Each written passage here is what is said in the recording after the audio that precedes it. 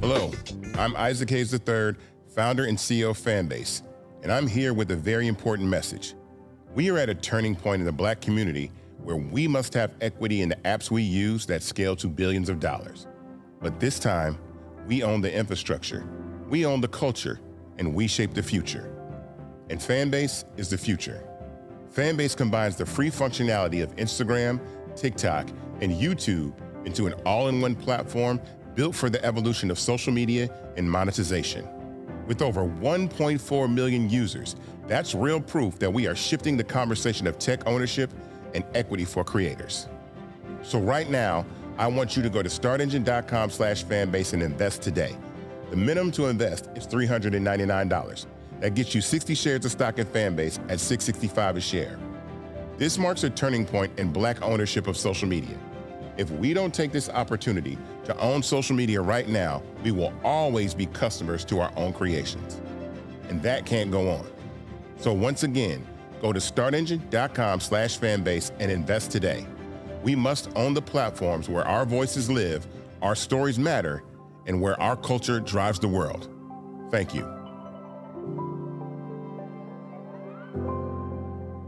Folks, Black Star Network is here. Hold no punches. I'm real revolutionary right now. Black power. Support this man, Black media. He makes sure that our stories are told.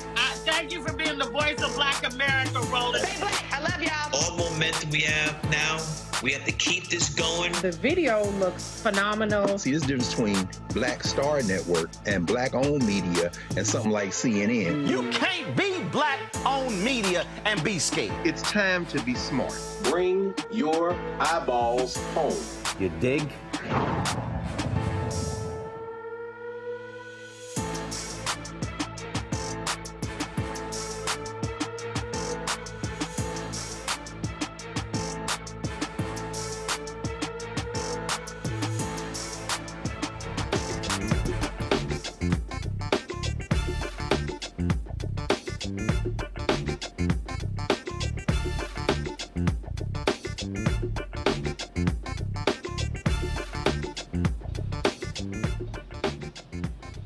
Hey, folks, today is Wednesday, October 29th, 2025, coming up on Roland Unfiltered, streaming live on the Black Star Network. We're live here at Afrotech 2025 in Houston, the Georgia Brown Convention Center. Lots to talk about.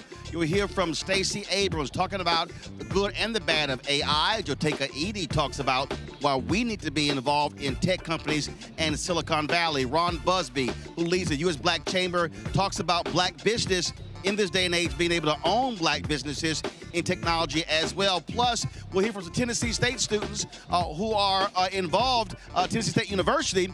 Those students are involved in some startup companies as well. Plus, the mayor of Baltimore, Brandon Scott, he's actually here at Afrotech in Houston trying to take some business from Houston. What is wrong with him to go back to Baltimore? We'll talk to him. We'll also talk with the co-founder of Blavity about this conference. Plus, there's a jury verdict in the Sonya Massey trial. The white cop who shot and killed Sonya Massey will tell you what that jury has decided. Folks, it's time to bring the funk on Roland Martin Unfiltered on the Black Star Network. Let's go. He's got it. Whatever the miss, he's on it. Whatever it is, he's got the scoop, the fact, the find. And when it breaks, he's right on time and it's rolling. Best believe he's knowing. Putting it down from sports to news to politics. With entertainment just for kicks, he's rolling. It's on go, y'all. It's Roland Martin, yeah. Rolling with Roland now. He's funk, he's fresh, he's real, the best, you know he's Roland Martin now.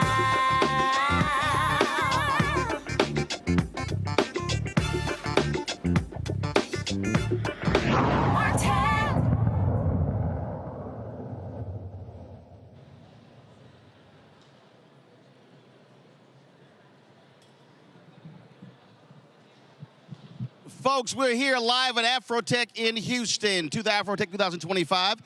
It's been a real busy day. It's a lot we got to talk about. Let's get right to it. Joining us right now is the mayor of Baltimore, Brandon Scott. Mayor, how you doing? I'm good, Uncle Roland. How are you? I'm doing great.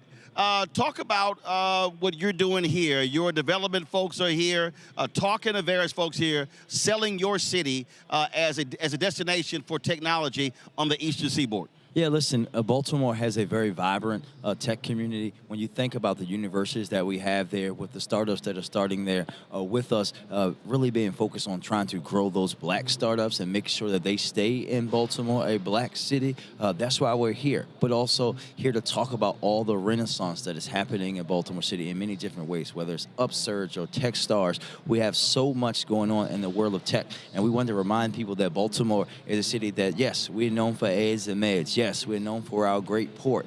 We also are a tech hub and want people to know that we're going to continue to invest in and grow that in our city. There are some core things that businesses look at. They look at crime, they look at education, they look at access. And so you've really been emphasizing the dramatic drop in crime and really the resurgence of Baltimore. Yeah, when you're talking, as you and I are talking today, Roland, Baltimore has the fewest amount of homicides on this day in any year on record. And that's still too much for me. I want us to continue to drive that down. We're talking about a 40% reduction over the last 4 years, a 31% reduction from last year, which is a historic low. We're going to do that. But we're also making the investments into our education system. No city in the country has built or renovated more new schools over this past few years than Baltimore, right? 12 in my time in office, soon to be 13 and 14 in the months to come. That's what we're talking about, those historic amounts of investments that we're making into our communities, in particular, black communities that were disinvested in on purpose. There has been no better time for people to get in on the black renaissance in Baltimore. All right, and the point here is that if you invest in people, then you're going to see what happens. John Hope Bryan always says, you don't see riots in neighborhoods with a credit score of 700 or higher. So when you invest in housing, when you invest in education, when you invest in resources, then you're going to see that decline in crime. Listen, yes, we know that when you look at any city, where you see where there's crime, you see disinvestment. And we have to be very importantly raise this. It was intentional disinvestment. Folks didn't just wake up and say they don't want stuff in their neighborhood. Their neighborhoods were redlined. My city is the birthplace of housing redlining, and that's why we're going through legislative and policy efforts to undo that as well by investing hundreds of millions of dollars into housing projects that will stall, and we even have a $3 billion 15-year plan to eliminate vacant housing in Baltimore City, all while continuing to implement my comprehensive violence prevention plan to drive violence down in Baltimore. It's got to be driving your haters real bad, because they were talking trash, trying to term limit, all this sort of stuff. They were predicting you were going to get blown out. You got some right-wing media folks always attacking you. And so clearly you must sit here saying, God said, I will prepare a table in the presence of my enemies. Well, listen, there's nothing that I like better than pressure. And one thing a hater is going to do that is hate. But when you're working for the people, when you're working for the folks that have not, when you're working for the folks that have been ignored and put down upon and everything else, those who have historically had the power, those who sat in rooms rolling and deciding who the mayor of Baltimore was and put their thumb on what that person can and can't do, they're not just going to give that up. So for them to be attacking me every day, it's not about me. It's about attacking someone who does not owe them anything, someone who will not just say yes to them because of who they are, and someone who's always going to do what's right by the people. And that's what people fear. They fear people who do not fear them and will not carry out their will and will represent the masses of people in my city. So I wear it as a badge of honor. And how does it feel to have a mayor from Baltimore, have a governor who's from Baltimore, who cares for the city, who's a Democrat, as opposed to having a Republican governor who was always attacking Baltimore? It's like night and day. It took about 8 months for the former governor to actually meet with me. I talk to my governor every day on the phone, at least, right? I don't have to worry about whether he's going to be a partner in the work or he's going to be attacking the city. He's going to be a partner at that table every day of how we can make Baltimore the most successful we can be. Because as he would say if he were talking to you, in order for it to be Maryland's decade, it has to be Baltimore's time. All right, then. Well, Mayor, it's always good to see you. Keep doing your handling your business. And I hate the fact I was not in town when my Texans played the Ravens. It's okay. You listen, that only happened once in a blue moon. Just remind Texans don't get out of hand. But Lamar is back. So holler at us in January when the weather breaks. We'll do that. We'll do that. Mayor Brandon Scott, I appreciate it, my brother. Thanks so much. I appreciate it. All right, folks, we're going to slide the mayor out. We're going to slide in a couple of folks who I know very well. Native Land Pod, you've got Tiffany Cross, you got Angela Rye. They over there giving hugs to the mayor and everything, so go ahead. That's right. Go ahead and seat them. Hi, Ro. Hey, what's happening? You look great. I'm just chilling. I love the outfit. You know, I'm just, look, I checked the weather, so the temperature dropped by 20 degrees from yesterday. Yes. So I said, let's go break out the Kente. Thank you for welcoming us to your hometown of Houston. Born and raised here, baby. One thing Ro gonna have is a dashiki outfit on. Yes.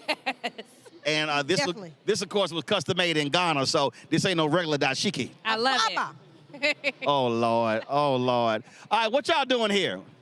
We had a panel. We partners with Google, and so we just had a great roundtable with them. And we also were on the main stage earlier talking about Native Land Pod and how we're meeting the moments and just enjoying Afrotech. Really got to connect with some amazing young Black folks doing amazing things. So it's been great. First time here? First time at Afrotech? Yes. You're first? This is not my first time at Afrotech, but it just feels good right now. Like, this is energy that we're not feeling in the country. So for them to descend on Houston in this way, something you care very deeply about. Of course. With all of this Black melanin magic, I'm happy. Well, yeah, I mean, first of all, listen, there's a whole lot going on. Of course, we know upwards of 400,000 Black women who've lost their jobs. Black unemployment, especially for Black men, is much higher under Trump than it was under Biden-Harris.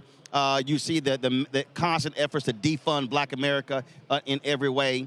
And we've always talked about this here in our group chats and personally, that this is a moment where Black folks must be unified, must be working together, and must understand how we must organize and mobilize. And conferences like this allow for the collaboration and the conversation back and forth to know who's doing what and how we can partner. Well, I want to say to you, Roland, on that note, because something that we can celebrate you for is any place Black folks gather, Roland Martin, unfiltered, is there. He is pulling up with his Ro-mobile. But it really does. We had a NABJ member pass away, and Ro live streamed the funeral. So it was just a moment. I don't think there's ever been a place where there's a large enough Black gathering and you have not met the moment. And I know it's exhausting. I know it's a lot of work, this setup. I don't know if the home audience can tell, but this is an expansive setup. It costs money to do this. So let's get one of the remote cameras. And let's shoot it from this side over here, Anthony. Anthony, get the remote camera, shoot that way people can see the whole setup. And don't get my back. Or we're gonna add. So we add the new. This is an 18-foot crane we added. Beautiful. So let's go to that shot. Let's get a shot of the whole setup. But go ahead. This is expensive, y'all. Yeah, it costs a few coins. But you do it because you meet the moment, and I think that's why Black folks are so in debt to you, bearing witness at this time. It's a very important time for journalism, an important time for Black folks. And in our group chat, I just feel fortunate to have access to you. Anytime I want, I get to text and call Uncle Ro. And see, y'all gotta understand. Wait, Ro, the difference between you and Tiff is you respond. Yes. Let me tell you, let me tell y'all how Black the group chat is. Y'all telling all the business. Don't have them looking for this group chat. Angela had a Ethernet issue. She was like, Roland, I need you to give me a call. And then she was on the phone with somebody. She's like, hey, the Genius Bar just called, so I got to call you back. You know what's crazy? I made 2 calls to Comcast and to Ro. And Ro had a better solution than Comcast did. When I tell you that man came out and said, you might need a backup provider. They were so mad because, you know, it was a little VIP line. They were like, they told you to get a backup where? Like, can I ask you a question, Ro? Because I think this is a question that we've been asked so many times. At this moment where we are under attack, and on every level, it feels like there's no breathing room. I'm so happy that you made a point to point out the unemployment for Black men being even higher than that of Black women. What's your advice, one, to journalists, because you are an officer with the National Association of Black Journalists, but also what is your charging order to Black folks who are feeling destitute and looking to people like you to say, what do we do to meet this moment? So Vice President, so the race, she lost on Tuesday. And on Thursday, I was already on to the next thing. And folks were like, dude, what are you doing? I said, she lost. He won. Now, attack mode. See, what happens is, and again, when you're a student of history, I think about Frederick Douglass, Ida B. Wells Barnett. I think about all the Black newspapers. I think about Robert Chicago Defender, where you work. Defender. I think about A.I. Scott, Atlanta Daily World, Charlotta Bass, Louis Martin. I think about the work that they did. These were people who, in their lifetime, were denied the right to vote. Ida B. Wells Barnett, the reason there is not a copy of her newspaper, her paper was firebombed. They blew up her office, and there was a bounty on her head, and she was still writing about lynching. So when I see folk today, with all that we have, and even though these are tough times, I go, wait a minute. This is absolutely not the moment to quit. Because if some folk before us quit, we couldn't even be sitting right here. And so I've got 2 of my nieces who are running around here working with my show. And then my other little niece, she's sitting over there. She just graduated from law school. She just passed the bar. Hey, congratulations. Chloe just passed the bar. Come on, your hair's half combed, so I'm gonna come show you. So I showed her. So the point is, so for me, get over here, shut up. Get over here. Shut up. Let me tell you what happened. Chloe was in law school, was begging me to buy her a bag. I was like, I ain't buying you nothing else.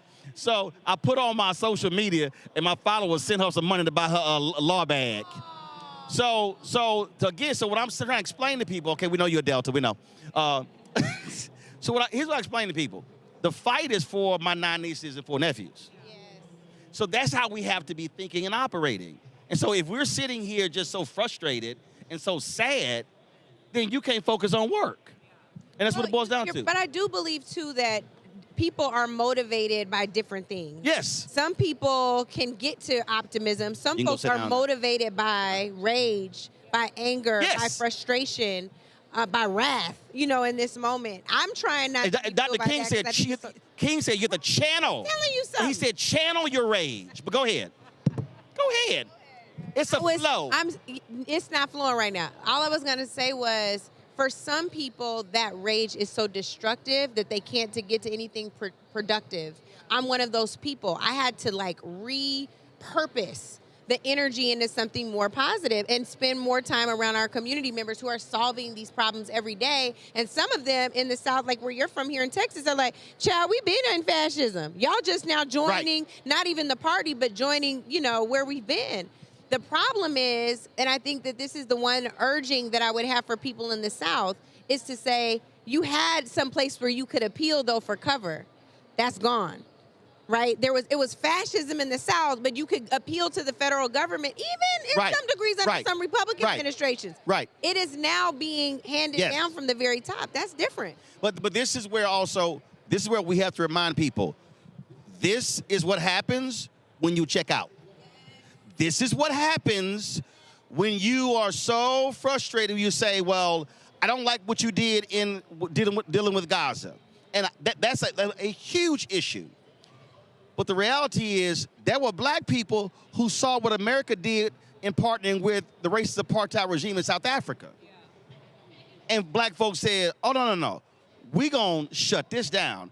That's where the boycotts came from, the economic boycotts. So to me, our folk have to understand is there's a way to shut them down. You can vote them out. What frustrates me, because y'all were talking to Gary Chambers, is Louisiana, 1/3 black. Texas, more registered, more eligible black voters in this state than any state in America. When you look at what some of these other states, Georgia, 1 million black folks who didn't vote in November. 616,000 who didn't vote in North Carolina. And so we got to get folk to understand that if you check out, don't vote, you are guaranteeing they're going to be in power. I want to make it hard as hell for them to win. Now here's not the easy. Thing, and I'm not defending folks who have sat out at all, but we have to find a different approach. That approach is not working. No, We've been trying to shame people into voting. No, not shaming. Not shaming. Not you, but I'm saying that has been a tactic. But what I want us to do though is to say, if you don't like so and so, like there's a black woman named Karen Whitsett in Detroit. She's missed 76% of her votes. Cats running against her. What I keep saying is, if we don't like somebody, primary them. Yeah. Run against them. But see, that's the other piece. There's a way. We don't have to accept that they're always going to be there. And I think a lot of times folks say, well, ain't nothing we can really do. I think that's the part. There has to be a conversation around telling people not to get comfortable when their very elected official has gotten comfortable, to the point of Miss Karen, right? Like, if they're so comfortable and complacent, how are we going to tell the voter to move in a different way? I'm just saying the way that we have the conversation, I believe, has to shift, because all I'm watching is our results. It has not been effective, and I'm like, I didn't need anything else, but my point of privilege is I went to vote with my parents every election. Right. There are a lot of folks that didn't have that experience. So Your mama was a poll worker. Yep, And absolutely. I'm not talking about a stripper. I'm talking about at the actual ballot box. Precinct judge. I'm trying to make sure they clear. She was the judge. She was the judge. Oh, the judge. I'm sorry. Your Honor. So I did an interview a little bit earlier, and somebody asked me about this, and I keep saying, and again, we're a technology conference, and this, I think, is a mistake that we made. We assumed that this and this can replace door-to-door. So the problem with this, if somebody says, I don't know what none of this stuff means, I can't explain it to them with the text blast. I got to talk to them. I said, so we literally have to go back to where we are studying our precinct turnout to see who voted, who didn't, and it's public data, and go door to door. What I've said to alphas, to AKs, to deltas, let's stop having these large get out the vote campaigns. I said, no, have targeted focus where we're going to hit these 5 precincts and these 5 precincts. I've said to Prince Hall Mason, there was an event in D.C. where folk get dressed up, wearing black and white in the aprons, marching. I said, where are we marching? I said, I'm not getting dressed up to walk in the sun just to walk outside. There has to be a game plan here. And the National Panhellenic having the conference here in Houston Friday. I'm giving the keynote, and I'm letting them know. It's a whole bunch of y'all real comfortable. Well, and so we've got to challenge folk and make them uncomfortable to say our people are waiting on us. Black people are saying, who can we follow? And we got to be able to point them to somebody to follow. It's a lot of black people saying, who can we follow? But there are also a lot of black people who have checked out, to your point. And the problem is, just like you say, we can't depend on these phones to reach people. I think so many people are distracted by these phones as well. And there's been so many people with misinformation, disinformation, malinformation, flooding our timelines and our communities, trying to keep people on the sideline. So people say you can never blame the voter or you can never blame the constituent. But I do think we have to start challenging our community to take responsibility and go and get information, because it is challenging. If you're running, Vice President Harris could not come to every single door and door knock on every single household and explain to them policy. On some level, it is up to you to make sure that you are disrupting disinformation, that you are sharing responsibly. I would also add, Ro, I love how you put on and represent for Alpha Phi Alpha Fraternity Incorporated. And yes, shout out to the Panhellenic, but there are so many people who feel disconnected from that.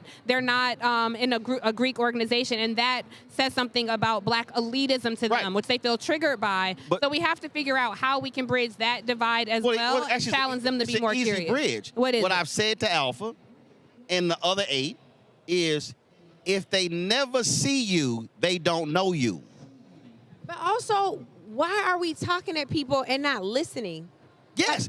I spent more time over the last several months just listening. It was hard sometimes, but I just wanted to hear where the breakdown was. We literally come to our folks who were like, why are you only talking to black people about their buying power, they're being consumer? We do the same thing around elections. We're going to talk to the voter, not the person who has the issue, not the person that should be engaged and advocating at every level of government. I think that's another really significant breach.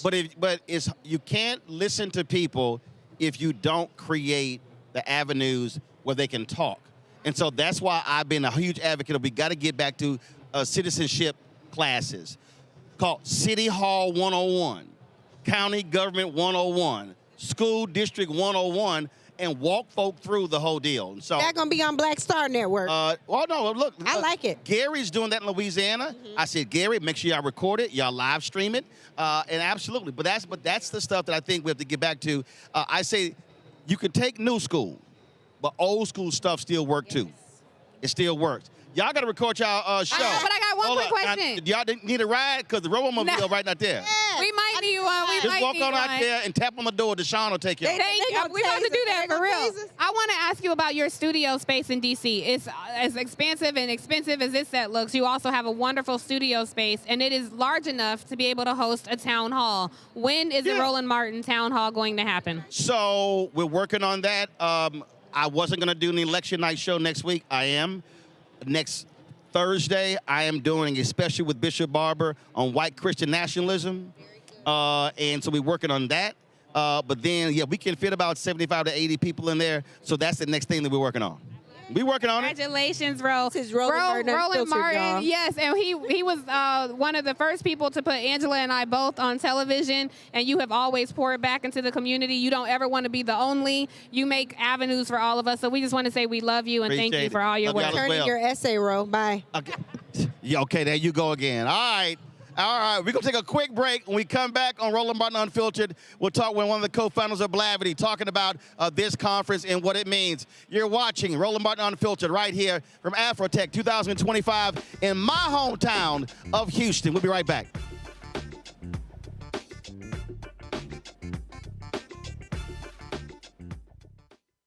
In the military, I gave orders, and they went a lot further than they do around here.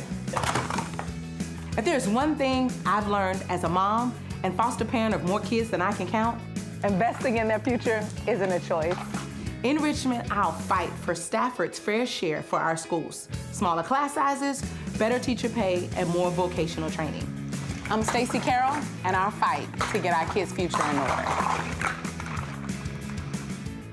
Nicole Cole knows the cornerstone of a successful life starts here. Virginia Public Schools gave Nicole an excellent education. They helped her become a small business owner, family financial planner, mother, and community leader. Now, after 4 years on the Spotsylvania School Board, Nicole is running for delegate to meet the needs of all students.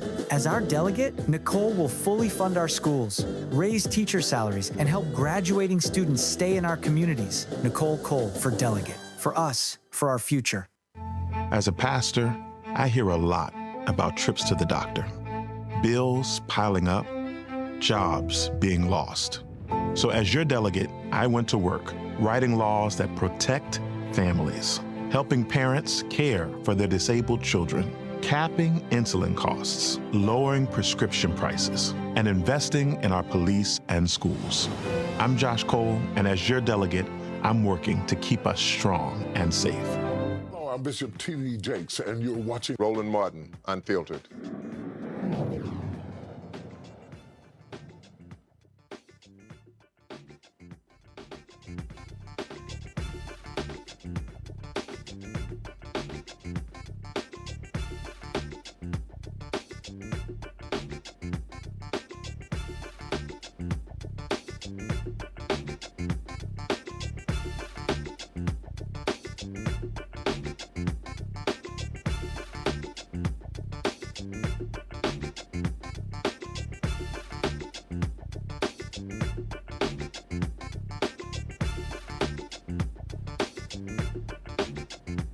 Folks, welcome back to Roland Martin Unfiltered of the Black Star Network. We're live here at Afrotech 2025 here at the George R. Brown Convention Center in Houston. Joining us right now, Jeff Nelson, co-founder, CEO of Blavity, of course, the folks behind Afrotech. What's happening?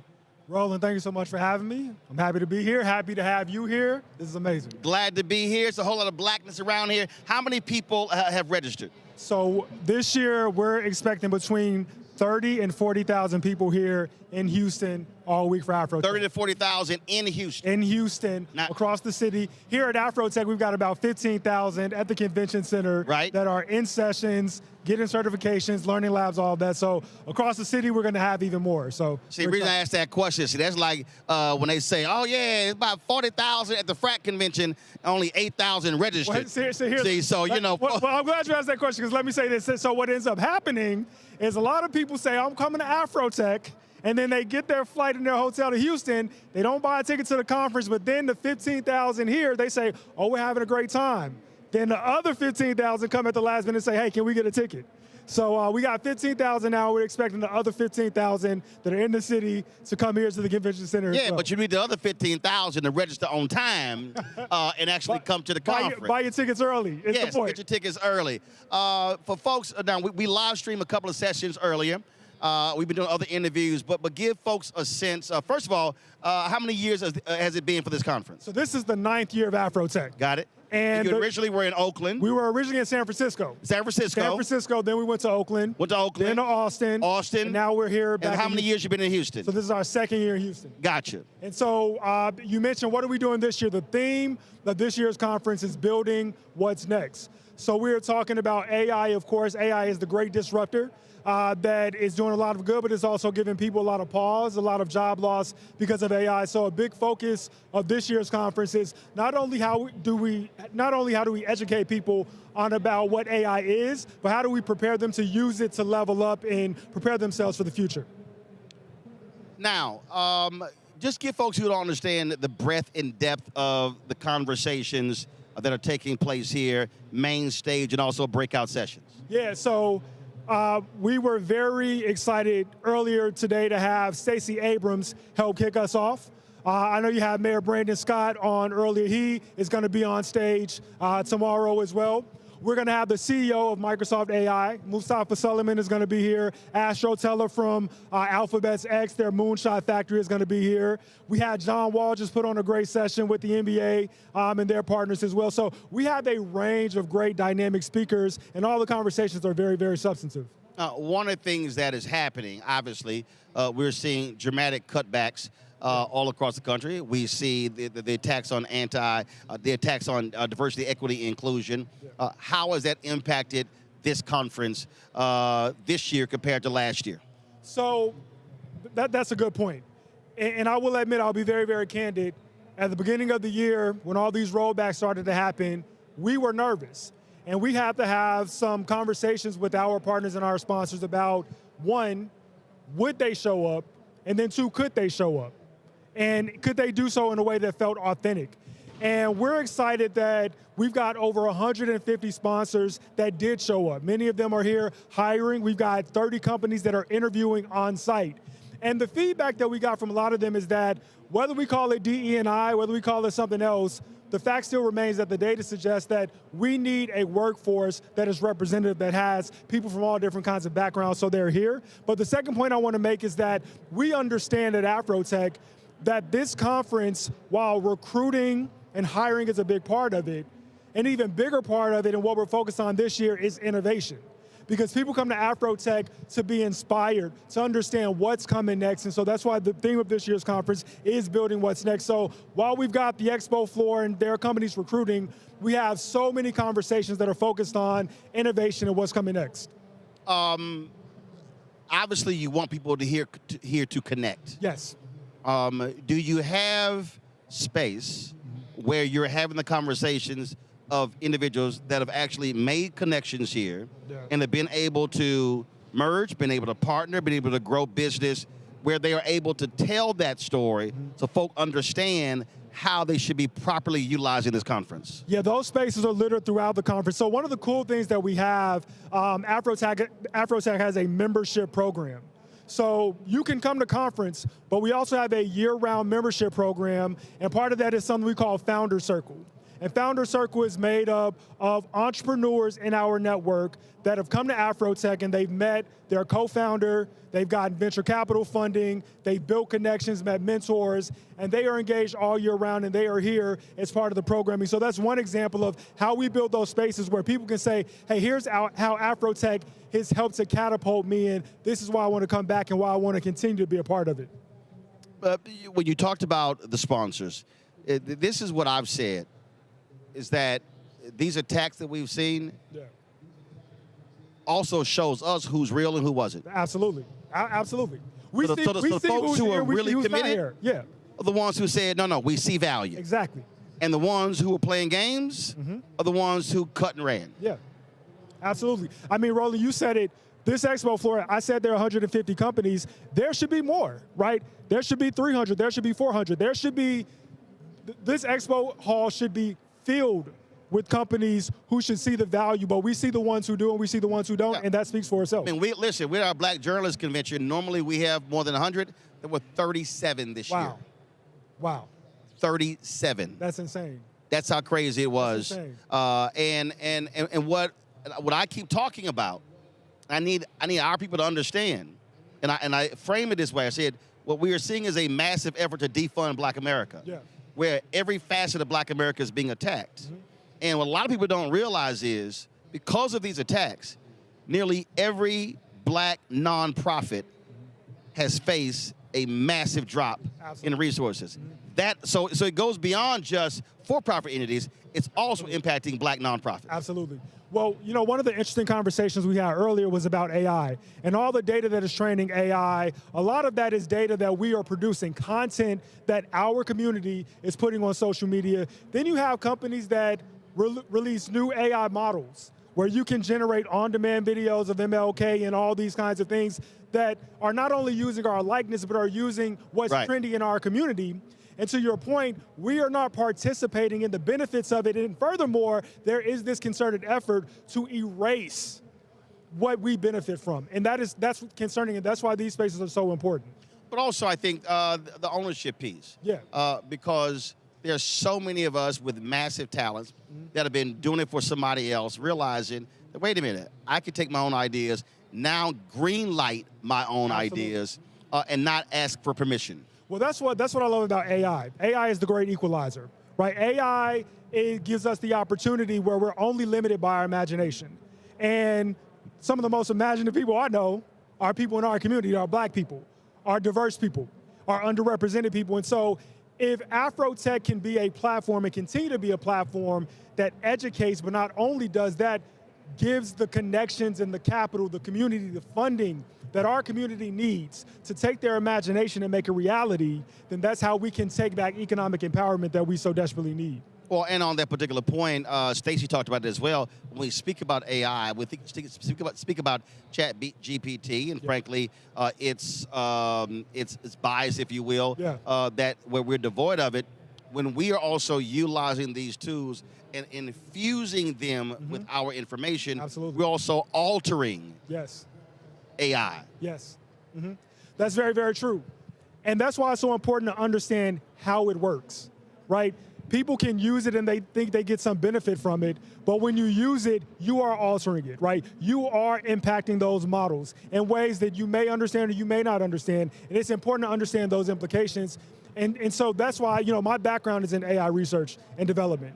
And I think that AI has a lot of benefits, but if we don't have some serious conversations about ethics in AI, about regulation, about governance, but also about public policy. Because one of the things I'm passionate about is if AI is going to be displacing all these jobs, if we're talking about AI agents, which, you know, I'm passionate about, I think the idea that AI can help to automate a lot more of the work that we do, especially white collar work, especially work that happens in an office setting.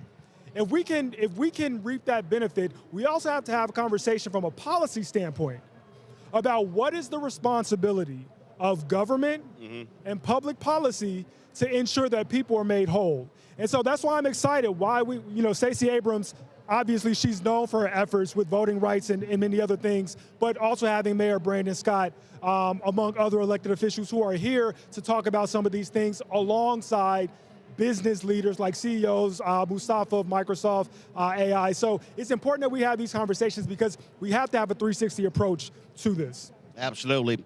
Well, Jeff, it's been fantastic thus far. Of course, we'll be broadcasting tomorrow as well. Where are y'all next year? So we'll be back here in Houston next year. So next year, they ain't crazy. Next year is the 10-year anniversary of Afrotech. So we'll be back here again. I think we'll make an official announcement on stage. I don't know if I mean the cat's out of the bag, but we will be back here in Houston. There's more people watching who's going to be in that room.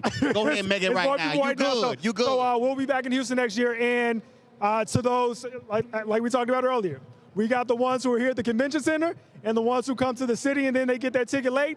Buy your early bird ticket. Buy it as soon as they drop on Friday. Make sure you buy your ticket, reserve your spot. We'll be in Houston, Afrotech 2026. 10 years we'll be celebrating, and we're looking forward to it. And Jeff is not going to do this. I will. to all of the sponsors this year. We appreciate y'all being sponsors. And I'll be looking at the list next year to see who's here and who is not. And I'll be calling names. Jeff, don't worry about it. I got this here. You ain't got to worry about this here. You step out of here. I can handle that. But I believe in doing a roll call because there are people who want our black dollars, but then who don't want to have an ROI and invest in our black organizations and our black businesses. You preaching now. So I'm letting all y'all know, I'm going to have a booklet. I'm going to be checking to see, because you know I'm already go back and check to see who was here last year. I know and who's here this year. Oh, tomorrow is going to be a roll call. You know. I already know. All y'all who were here last year, and you're not at Afrotech this year, I'm calling your name tomorrow. I'm just letting y'all know. I love it. So Carol, everybody in the control room, look for my email to pull logos. I'm just letting y'all know. See, that's how I roll. I appreciate it, Roland. Thank you so much for being here, man. I appreciate it. Thanks a bunch. Very much. Thank you. Folks, we're going to go to a break. We come back, lots to hear from. We're going to hear from Stacey Abrams. We hear from Tennessee State University students who are here getting some advice for their projects. We'll be here from Ron Busby, the U.S. Black Chamber, Inc., and so many others. Some great conversations right here, Roland Martin Unfiltered on the Black Star Network, live at Afrotech here at the George R. Brown Convention Center in my hometown of Houston. Back in a moment.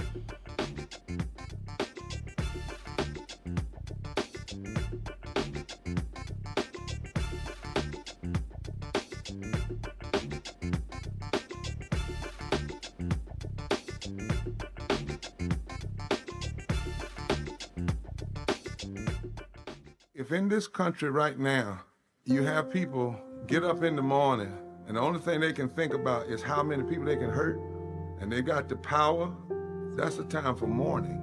For better or worse, what makes America special, it's that legal system that's supposed to protect minorities from the tyranny of the majority. We are at a point of a moral emergency. We must raise a voice of outrage. We must raise a voice of compassion. And we must raise a voice of unity. We are not in a crisis of party versus party. We are in a crisis of civilization, a human rights crisis, and a crisis of democracy itself. And guess what? You've been chosen to make sure that those that would destroy, those that would hate, don't have the final say, and they don't ultimately win. This is Eric Dickerson, and you're watching Roland Martin Unfiltered.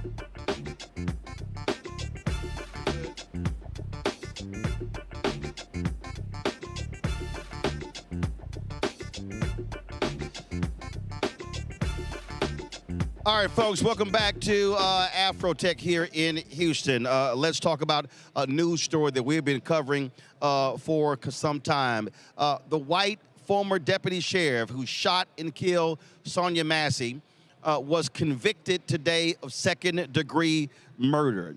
The primarily white jury found Sean Grayson guilty of second-degree murder. Now, keep in mind, they had the option of first-degree murder and second-degree murder. That was given in jury instructions. He was found, he was acquitted on first-degree murder, but found guilty on second-degree murder. Massey died on the same night. She called the police for help. She reported a possible prowler outside of her home. Body camera footage from Grayson's partner captured the incident, but Grayson's own camera was not activated for most of the encounter. It only turned on after he drew his weapon. Gracie testified that he feared for his life, and Massey began acting erratically when she said, "I rebuke you in the name of Jesus," as she walked toward a pot of water on her stove. His partner that night, Dawson Farley, testified that he was never afraid of Massey, but was instead fearful of Grayson's actions. A conviction for first-degree murder could have resulted in a life sentence for Grayson. With a second-degree conviction, he could face anywhere from 4 to 20 years in prison. There's also a possibility he could receive probation with no prison time. A sentencing date has not been set. Attorneys for the Massey family, including Ben Crump, released this statement. While we believe Grayson's actions deserved a first-degree conviction, today's verdict is still a measure of justice for Sonya Massey. Accountability has begun, and we now hope the court will impose a meaningful sentence that reflects the severity of these crimes and the life that was lost. We will continue to fight for Sonya's family and for reforms that protect everyone from unlawful use of force. The family extends deep gratitude to Sangamon County State's Attorney John C. Milhiser and his entire office. They handled the case with professionalism, transparency, and compassion. Prosecuting a police officer is never easy, but this team did it with courage and integrity. My panel right now, Dr. Niambe Carter, Associate Professor of School of Public Policy at the University of Maryland. She's the author of American While Black, African Americans, Immigration, and the Limits of Citizenship, joining us from D.C. Andrew Clark, Esquire, Managing Partner with the District Legal Group there in D.C. Andrew, I'll start with you.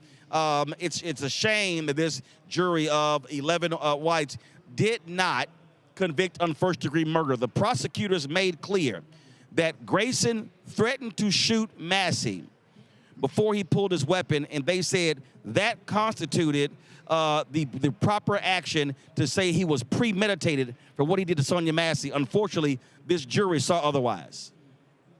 Yeah, and in Illinois, you don't actually need the intent for premeditation like you think about in other states. In Illinois, all you have to do is intend to kill someone.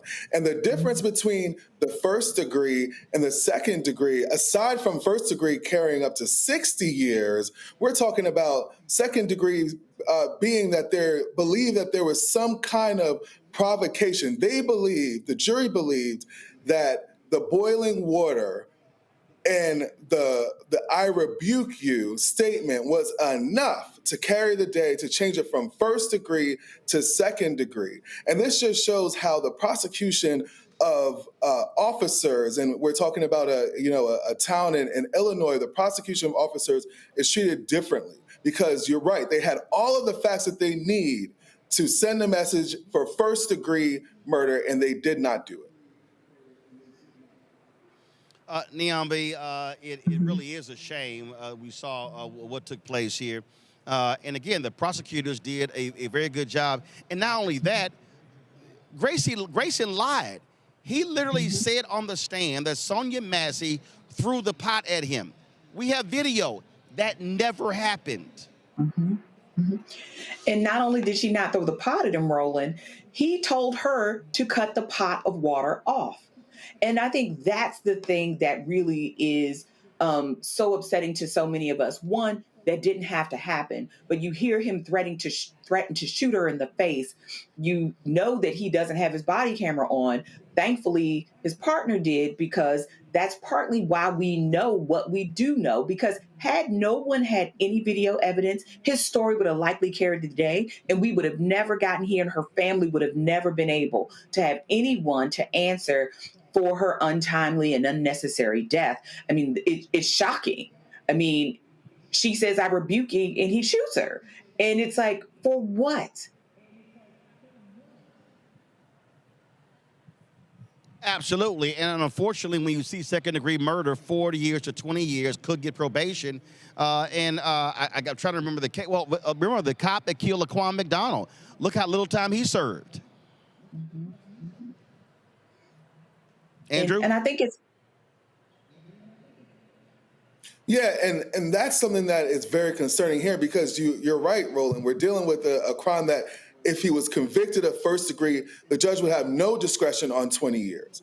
We'd be looking at 2 decades. But now we have the fear that now this judge in this town in Illinois could give him 4 years. He could be back on the street in less than 5 years. And that is disturbing, especially because the entire country has seen this video. And when I first watched the video, I was brought to tears because I just could not believe that this woman was killed in her home while holding a pot in her kitchen. Mm-hmm. Mm-hmm. Niambe, go ahead. And I was just going to say, you know, this is what happens far too often. An officer gets to say, I'm afraid, and then we become the collateral damage, as if their fear should trump our safety. Sonya Massey was obviously very afraid, which is why she reached out to the police. There was, to Andrew's point, she's in her kitchen. There's a good deal of distance between them and her.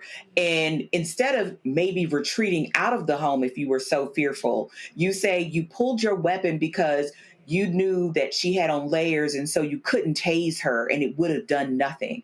So you could have done other things before shooting this woman. Maybe if you were so fearful, you should have asked her to stay on the couch as opposed to sending her into the kitchen to turn off the pot of water. If it was such a great threat, you go and turn off the pot of water. I think the part that is so infuriating and so saddening is there are always all of these things that could be done short of lethal force, but those things never seem like viable alternatives for the police officers.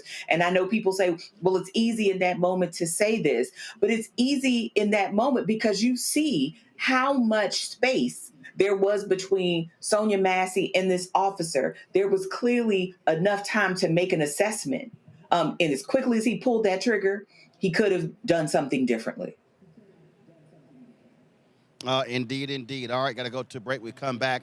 We hear from Stacey Abrams, who spoke here at Afrotech, talking about AI, how it can be used for good or evil, and the role that African Americans should be playing in that. Folks, you're watching Roland Martin Unfiltered here at the Black Star Network at Afrotech here in Houston. Don't forget to support the work that we do. If you want to join our Brina Funk fan club, your contributions make it possible for us to travel around this country covering the stories others ignore. So if you want to give to us via Cash App, use a striped QR code. You see it right here in the bottom left-hand corner. PayPal is R Martin Unfiltered. Venmo is RM Unfiltered. Zelle, Roland at RolandSMartin.com. Roland at RolandMartinUnfiltered.com. Checks and money order and make it payable to Roland Martin Unfiltered. P.O. Box 57196, Washington, D.C. 2003 7-0196. Back in a moment.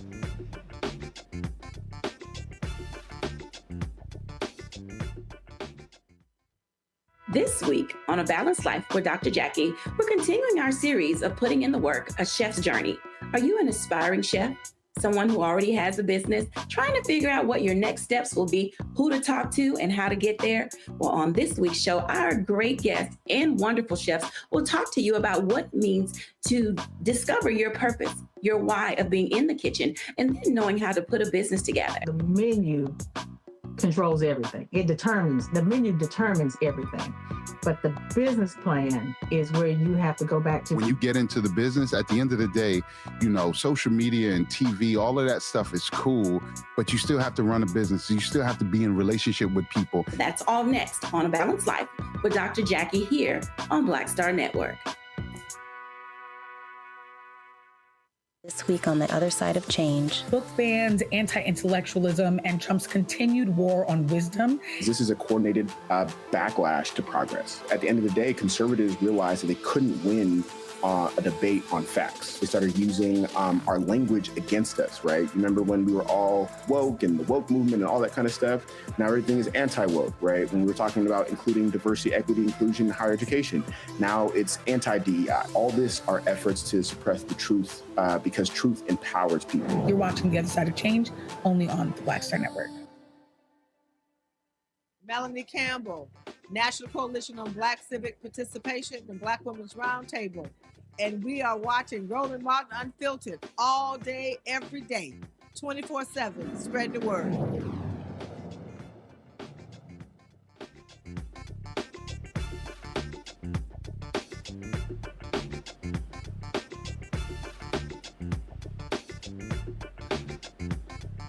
All right, folks, one of the major speakers today here at Afrotech was Stacey Abrams, of course, who ran twice for governor of Georgia. She's been involved in a number of voting rights groups as well.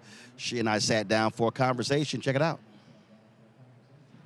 Stacey, somebody's probably asking, what the hell are you doing here in Afrotech?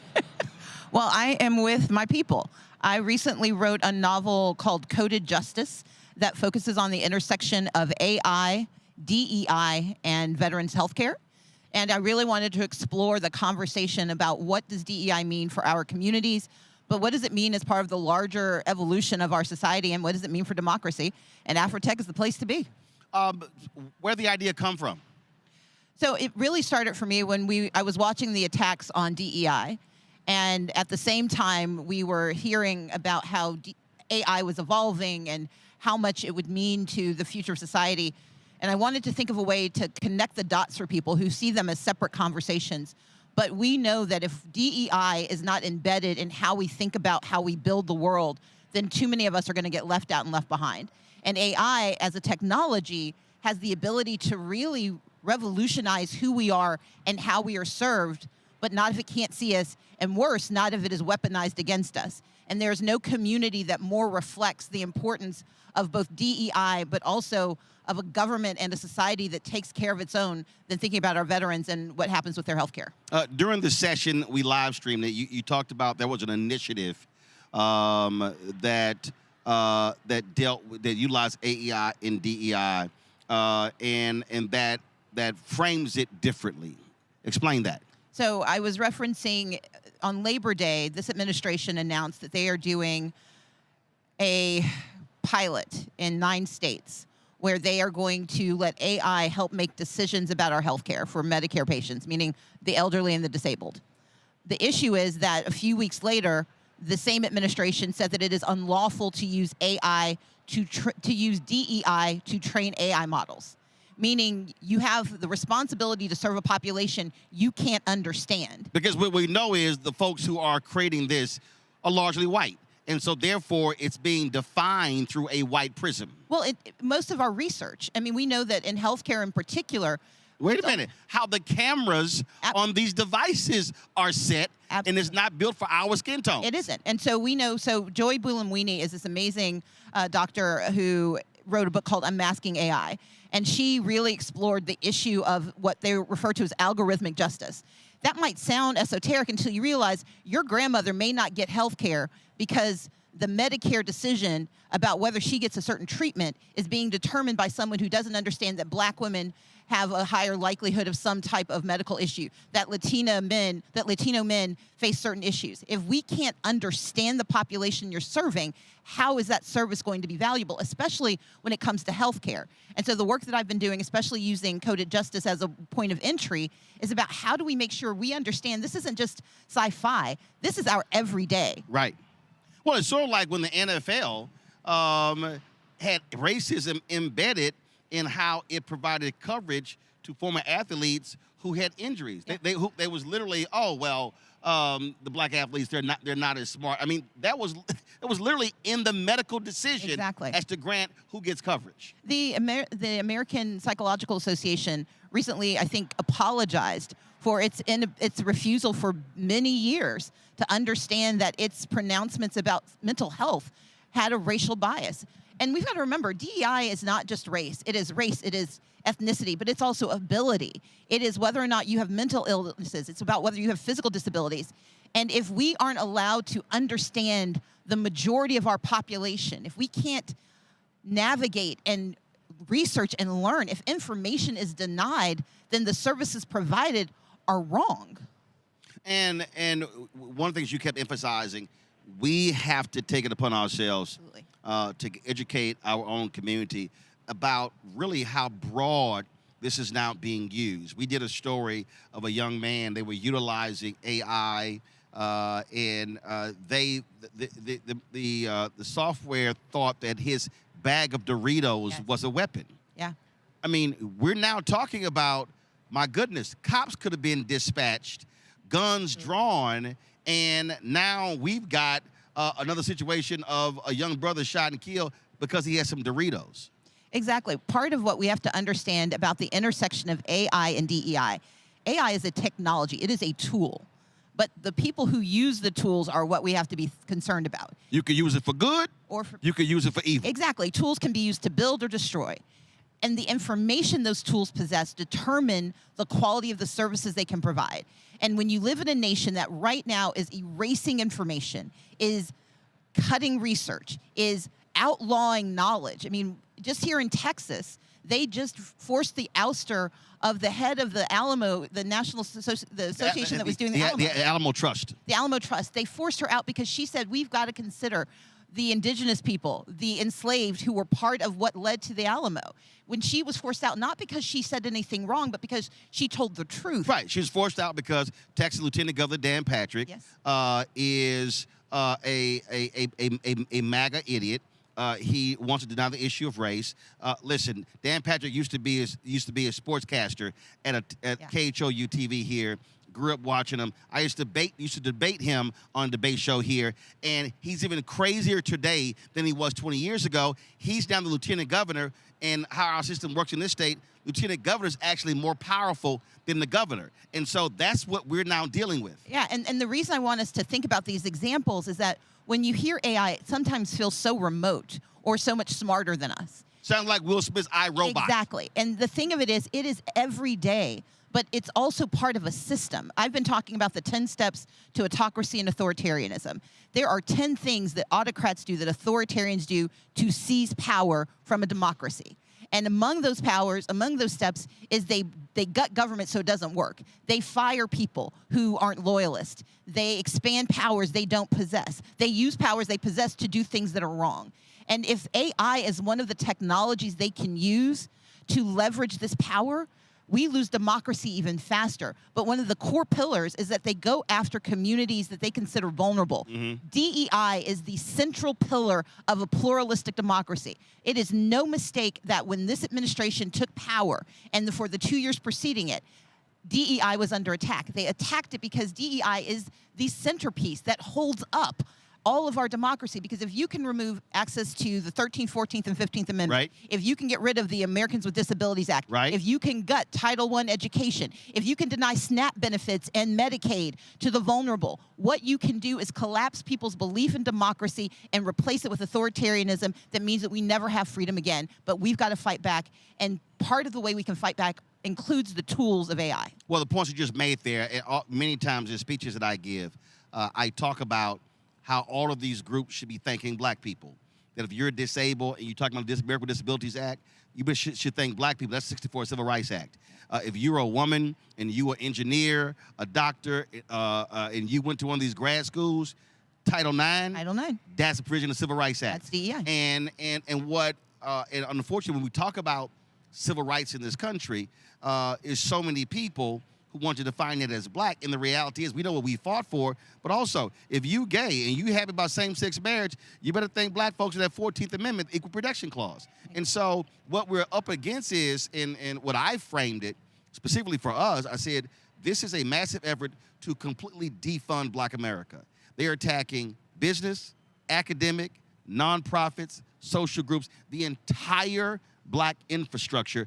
That's what they want to take out or massively weaken.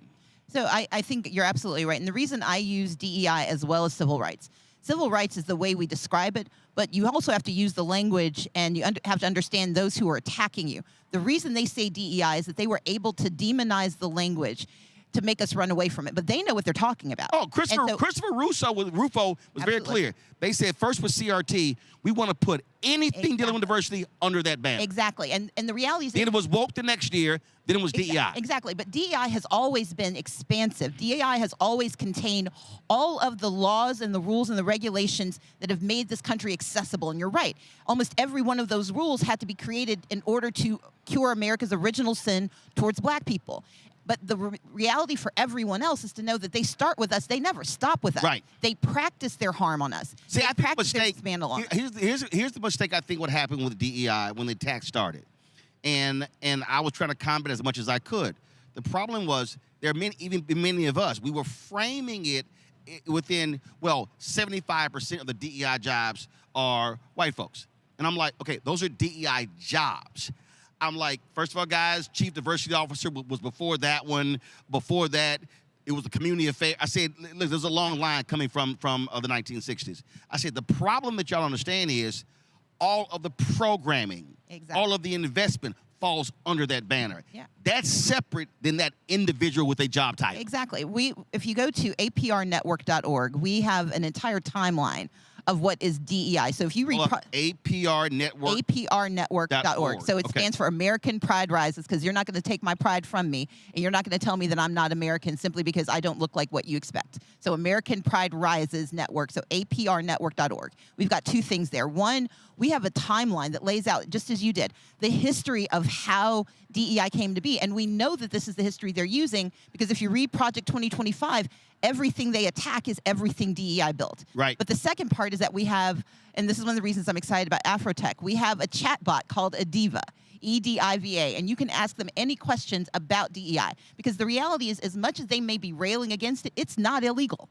You can't change the law with an executive order. You can't repeal a constitutional amendment with a tantrum. Which is why it's shameful with all these corporations going, well, since he signed it, we can't do this. It's not it. He doesn't, that applies to the federal government. Exactly. Not state, not county, not city, not school board, not corporation. And even his federal edicts don't work because he's covered by federal law. You can't repeal the 14th Amendment by saying, I don't like it.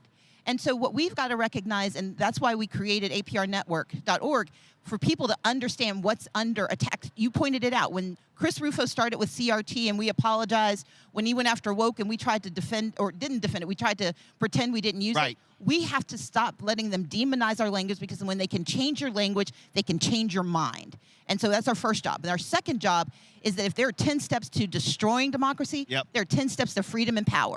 And so the other website I'm going to give people is 10stepscampaign.org. That's the place where we are helping people understand what is our power and what can we do. And I want to thank you, because you've been railing about this, but also educating folks about the fact that they may be on the attack, but we don't have to be on the defense. We can be on the offense, and we can start pushing back and defending our democracy right now. We are here in Houston. I'm born and raised here. This state has the most eligible black voters of any state in the country. Next door is Louisiana. A third of that state's African American. Yet we look at turnout numbers, they're not what they should be. I have been, talking about railing, I've been saying our goal has to be a minimum 70% threshold. Because if we're voting at 70%, we're talking about tens of thousands, hundreds of thousands of votes could make the difference. Turnout numbers for black folks were not what they should have been in Georgia in 2024, in North Carolina in 2024. So what I keep arguing to our people, we actually can win if we're maximizing that power at the ballot box. But people have to believe there's something that it's worth it. And you and I both know it's not voter apathy, it's voter despair. When you've seen generational poverty, you're from Texas, I grew up in Mississippi, came of age in Georgia. When things don't change, you've stopped believing that you can be a part of change. But we're in the moment of a crisis where now is the time where we remind people not just that our power has worked before, but that they're afraid of our power in a way they never have been. In 17 years, this nation is majority minority. That means if we start working now, not trying to change the mind of the 77 million or trying to remind the 75 million why they voted the right way, but the 90 million who didn't think their voices mattered, but you do that by proving that democracy can work. So in the midst of destroying democracy, when they gut snap, when they steal from our children to pay for wealthy people to get their tax cuts, now is the time for us to step in and use this moment to explain to people, you may not be into politics, but politics is into you, and it is a stalker. And here are all of the things about you. Here are all the things that you need. That I'm not asking you to vote for this person you don't know or to believe that this person's going to be different. I'm asking you to vote for you. I'm asking you to say that I deserve better, and I'm going to take this time out of my life to try to make things better for me and for mine. That's why democracy is so important. We're dealing with the reality of groups also under attack. Recently, New Georgia Project shut down. Group you were very much involved with, and what I have been, and look, funding is being impacted as well. Black Voters Matter, 40% funding down, 40% as well. A lot of people are running away from this fight. What I keep yelling as well is that, one, we can't be locked into election cycles. It has to be 365, 7 days a week. But we also have to keep these voter groups intact when the election is over, because whether you win or lose, you still need those folks coming to the city council meeting, the school board meeting, the county commissioners, the state board meeting. And that's the thing that drives me crazy there, is that we act like, oh, that's the end of the process. I can go back to what I was doing. I'm like, no. We need you. You got to stay in this thing. Exactly. So one of the steps in the 10 steps to freedom and power. So step one is commit. Step 2 is share. We got to share the knowledge that you have. We got to tell people what we're learning.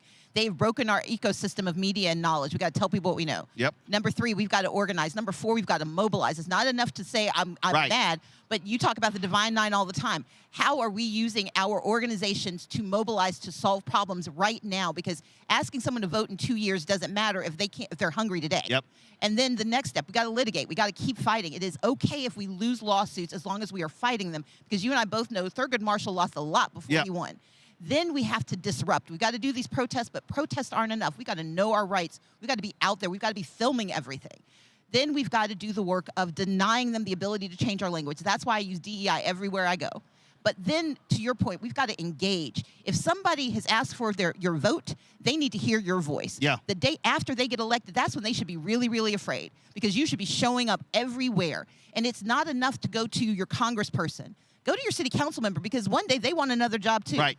And they have just as much of a stake in you getting your access to your services as anybody else does. So your school board members, your city council, your county commission, we can't let anyone off the hook. When they are trying to take our rights, Yep. everyone is responsible. And then if they won't do the job, then you elect someone new. That's step 9. Because ultimately, and I think this is where you and I spend so much of our time, we've got to demand the nation we deserve. It's not about fixing and going back to Right. getting what we had. Clearly what we had wasn't strong enough. We now have to demand what we deserve for the next round. And with this Calais decision coming out on voting rights in the next 6 months, it is more important than ever that we start understanding it's not just power in D.C., it's power in Houston, in Atlanta, in Montezuma, Georgia, in Gulfport, Mississippi. It is power at the local level that will determine our future. Last question. So let's do this here. That's your camera right there. There's somebody who is watching this. Yes. And they're saying, Stacey, I hear all that. I stood out there in Georgia, and you didn't win. And Kamala didn't win. This person for school district didn't win. And I'm tired. I want to go line dancing. I want to do boots on the ground. I want to sit. I want to rest. What do you say to that person, brother or sister, senior citizen, middle age, or somebody who's 18 to 35? What do you tell that person? That we aren't guaranteed success, but as long as we have democracy, we are guaranteed access. And every time we let them tell us we're not enough, then we are giving them permission to take from us. The 10stepscampaign.org is about how we reclaim our freedom and our power. And the reason we have to do that, I didn't win an election, but not getting the title does not exempt me from the work. Not getting what we want does not change what we need. And in a democracy, the only way you get what you need is by showing up over and over again, outlasting those who think that if they hurt you enough, you'll just go away. I'm never going anywhere. You can't get rid of me that easily. And they should not be able to tell any of us our voices don't matter, our power isn't real. Because if it wasn't real, they wouldn't be fighting so hard to take it from us. Absolutely. You gave a whole bunch of websites. Just two. The 2 to learn about DEI and what's under attack, and then 10stepscampaign.org to learn how to fight back. The only 2 things you need to know. All right, Stacey, appreciate it. Good to see you. Roland, thanks for having me. I Thanks a lot. appreciate it. Neil, I'm going to go to you first. The point that she made there, the role that we have to play in terms of educating ourselves and our people regarding AI, it's one thing to just sit back and say, oh, my God, it's going to take us all out. But education, empowerment. Look, Kathy Hughes always said, information is power. And so it's absolutely important that we are educating as many of our folks as possible about where we're going with this technology. Absolutely. And I think because it's such a wide open field, it is very easy to feel overwhelmed by it.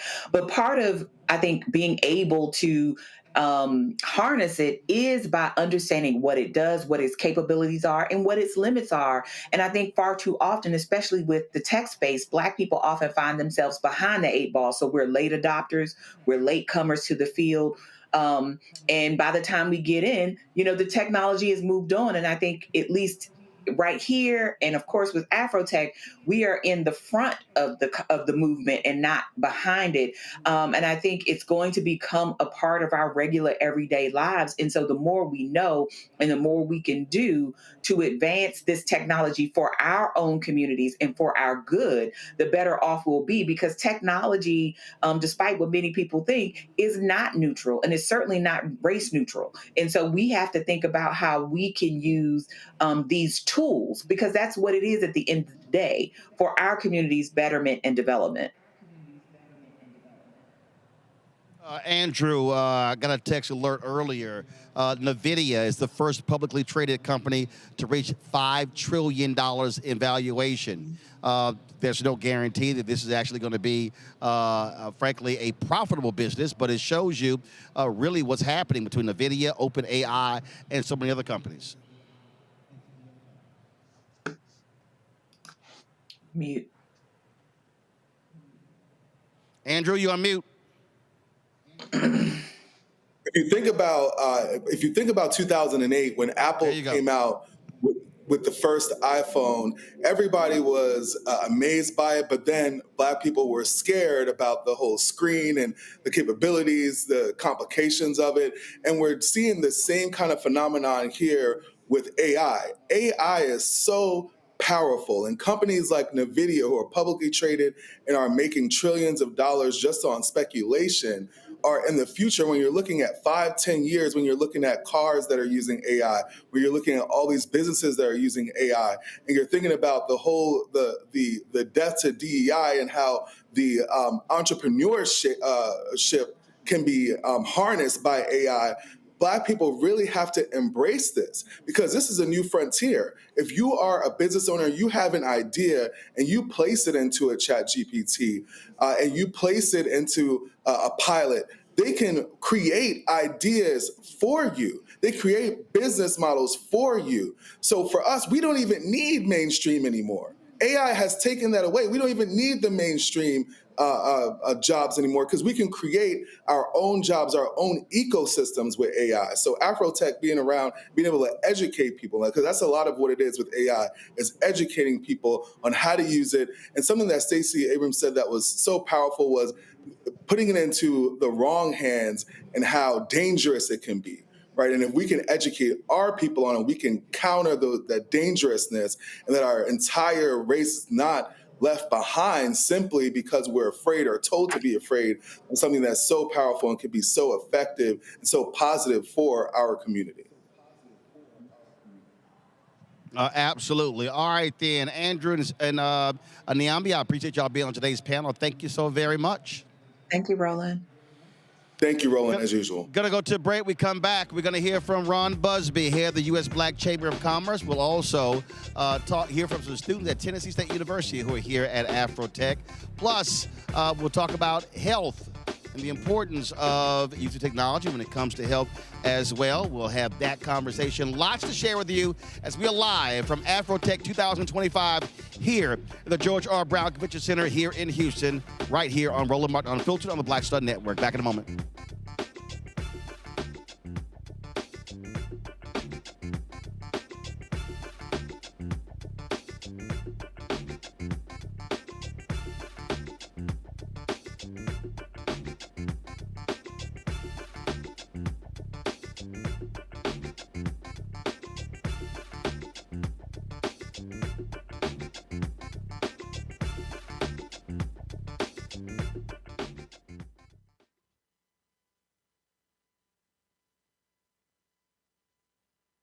In the military, I gave orders, and they went a lot further than they do around here.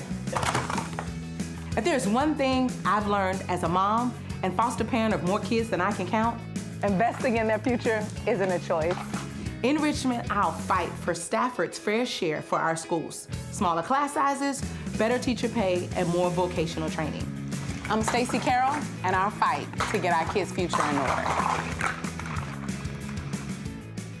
Nicole Cole knows the cornerstone of a successful life starts here. Virginia Public Schools gave Nicole an excellent education. They helped her become a small business owner, family financial planner, mother, and community leader. Now, after 4 years on the Spotsylvania School Board, Nicole is running for delegate to meet the needs of all students.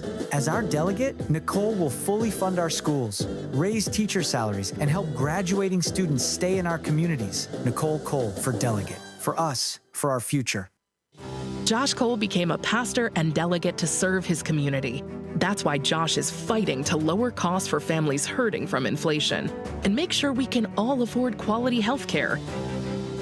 But Sean Steinway has embraced his MAGA backers who support Trump's mass firing of federal workers and the MAGA plan to ban abortion with no exceptions. We deserve better than Sean Steinway. I'm Josh Cole, candidate for delegate, and I sponsored this ad. This is Reggie Rock Byford. You're watching Roland Martin, unfiltered, uncut, unplugged, and undamn believable. You hear me?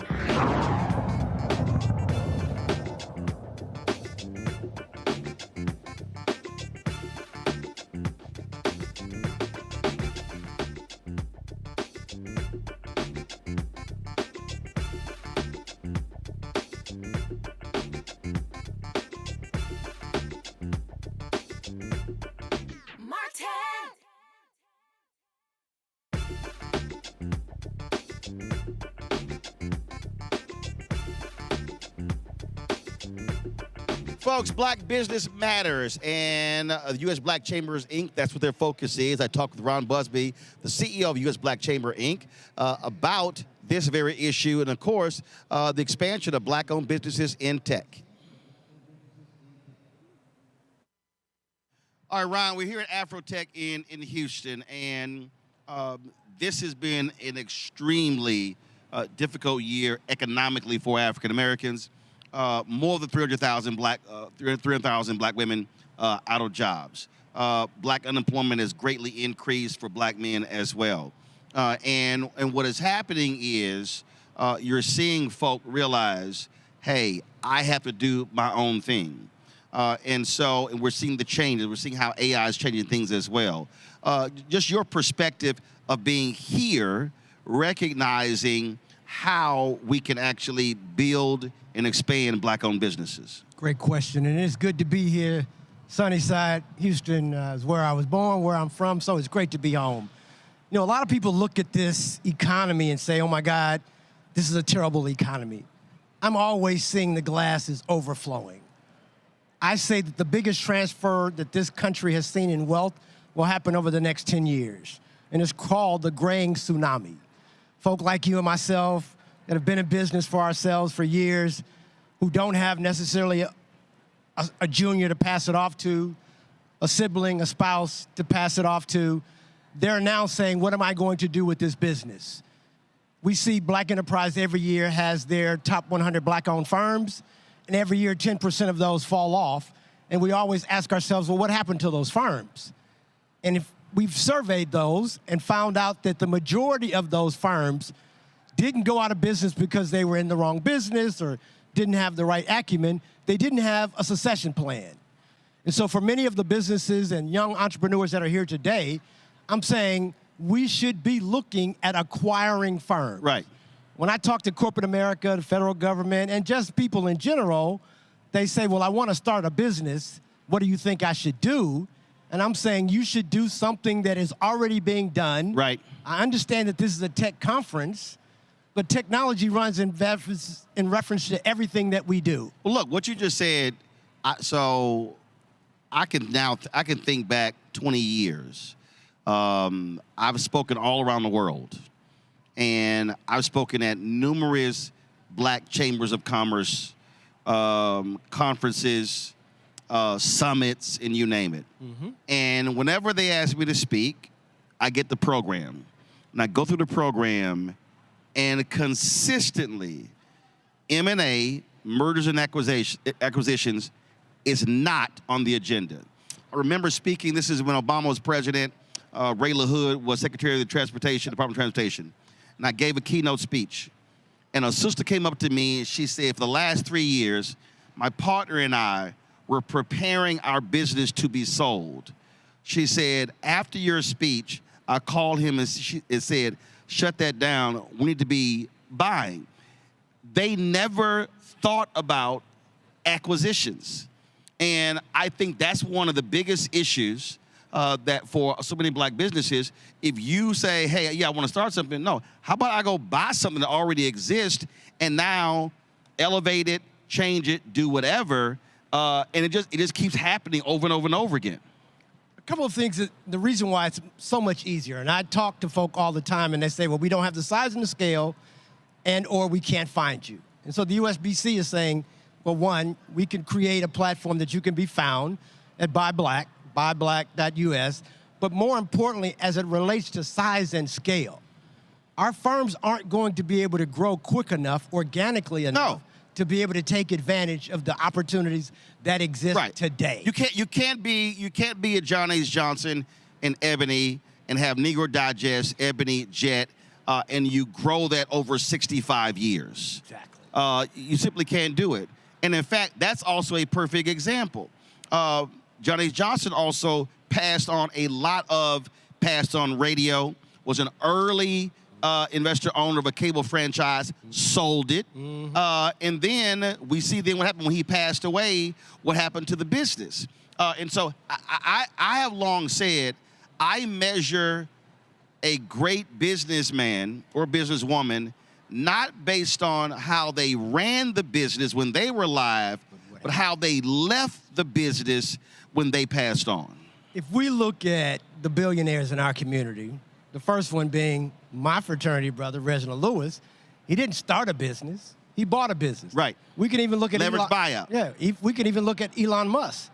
He never started anything, he acquired things. And so for our community, I think, especially the audience that we have here today, it is much a better growth pattern to look at acquiring. And the second thing is access to capital is the number one obstacle that we face.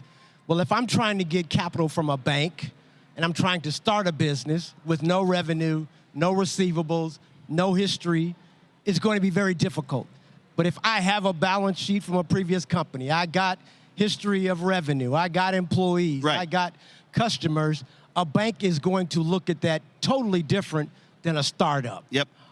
And those businesses that we're acquiring typically are going to be financed a lot easier. And but we also have, when we say we have these access to capital conversations, I also think that has to be broadened because when I'm talking to different folks, they say we need access to capital. I go, no, we also need access to contracts. Exactly. Because, so I talk about where we are in this media business, in the black-owned media business. The reality is, built this, one sponsor, $350,000 my own money, 7 years later, been profitable for the last 5 years. But here's the biggest piece. I don't have debt. I don't owe anybody. And so I've had people say, well, you should do a raise. I said, okay, that's great. I can go out and raise money. The problem is, if the advertising contracts don't come, if the agencies don't spend and the brands don't spend, you're just going to burn that cash. And so that's why I also keep saying access to contracts to be able to grow a business. I think about Maynard Jackson when he said that, listen, they're providing city contracts, and he said to banks, you know they got a contract. I need you to give them a line of credit so they can actually float their business for 6 months. And so when we talk about access to capital, I think we have to add that piece. Yeah, you can get capital, but you also need contracts to build and grow your business. But understand this. We're in D.C. A lot of folk here talking about trying to get government contracts or state and local government contracts. The federal government is notorious for being a terrible payer. Yeah. They pay 6 months typical. Right. So if you're a small business and you don't have access to capital, but you get a contract, let's assume you get the contract January 1st and you don't get paid till June 15th, you best believe you're going to need some capital to be able to carry the float of the federal government. Yeah, absolutely. Yeah. Right. So it's a combination. We are going to need the contracts because after we talk about giving us all the access to information and technology, most people say the number one thing they want is an opportunity. Right. And once I get that opportunity, now I got to go fund it. And I want to make sure that we give you kudos for understanding that the access to capital starts with the individual owner. And so, you know, it's very interesting. I've had people come to me and they said, man, I think you're being too aggressive, you know, in calling folk out who don't spend money on black-owned media. I said, well, the numbers don't lie. I said, if $350 billion is being spent every single year and we're getting 0.5 to 1%, I said, I'm sorry, I'm not about to be ecstatic with that. And the reality is you can do the right thing, you can do the pitch, you can do all of the quiet stuff, but you know for a fact when companies and agencies are rewarding you in meetings. Todd Brown, a good a friend of mine, frat brother with Urban Edge Network, he said we were on one call and he said, y'all know that everybody in this meeting is being paid to be here except us. He said, all y'all being paid to be here. He said, this is our 5th meeting. And I did with one company, I said, we're not meeting again. I said, this is the 7th meeting. Yeah. I said, so the next meeting we have is either going to be a contract meeting or we're not meeting. And then the CMO called me and he said, I appreciate your lack of a poker face because I saw you on the Zoom call and the look on your face said, this whole meeting is bullshit. And I was like, you're correct. And so that's just one of those things that we have to also be willing to press. And some folk got to be called out who are freezing us out of the business or the deal flow. What happens, and now that the U.S. Black Chamber has acquired the National Association of Black-Owned Broadcasters, we too looked at our existing customer base at the U.S. Black Chamber. These were corporations that were funding us over the last 16 years. And we said, there's not a lot of more money that we can get from them from corporate partnerships and sponsorships. But we can talk to them about advertising. That has been difficult. And Roland, what they will tell us is, oh, yeah, we're going to advertise in black media, but they'll give that to a white advertising firm and then say, okay, go find some black media to advertise. And then what the white ad firm then does, they only want to deal with the largest black-owned media entities. They don't want to deal with the folks who are smaller, and they give you all the excuses. And we battled that sort of stuff. And I remember when Group Black was created, the whole premise of Group Black was literally, don't come talk to us while all y'all go to them. And again, my man Todd said, he said, can you show me Group White? Can you show me Group Pink? He said, why is it that all of us have to go to one company because the agency, you don't want to deal with us? And again, it's the freeze out of how they actually freeze us out of that economic pie. But you know, Roland, you have set the stage for everyone following you on how it to be done. And this show is being streamed across the country. Folk are watching it. You know, I had an opportunity to be on stage a little earlier with a media personality who used to be on CNN, and there was a lady talking about, we really miss you guys on CNN. And I was like, you can still find those same individuals just on different platforms, but you got to do a little bit of work. And when we do that work, mainstream America, mainstream media is starting to lose that audience. Oh, big time. And so now they are starting to say, okay, well, this economy is definitely out there. How can we now make sure that we're not going to lose going forward? And so understand that we applaud you for what you're doing. Obviously, you know about the U.S. Black Chamber's now relationship with Black radio, Black TV, and Black broadcasters. And so, man, again, thank you for what you're doing. You're making our lives a little bit easier to be able to tell our story. Well, we're just in a situation now where I talk about the ecosystem because if you do not have a place to get your story told, to control your narrative, then you're hoping and begging somebody else covers you. And that ain't going to happen now, especially what we see happening with linear television, with these broadcast networks, these cable networks. We see the explosion of podcasting and digital media. And so all these things are happening. But the last thing I want to talk to you about is, and I've been making this point as well, and I say this to black-owned media, even in other fields, we've also got to be say we got to stop operating in silos, meaning how do partnerships get formed? How do joint ventures get formed? When I started this, I went to every major black media company and not one wanted to partner. Now, what I'm doing, none of them do. So it wasn't like I was bringing something that you already do. And I said, you already have relationships, you already have advertisers, you already have the entire back end, but you're not doing this. Here's an opportunity for you to be able to sell additional units. And it was a variety of things. Well, no. And I was like, okay, I'm going to do this.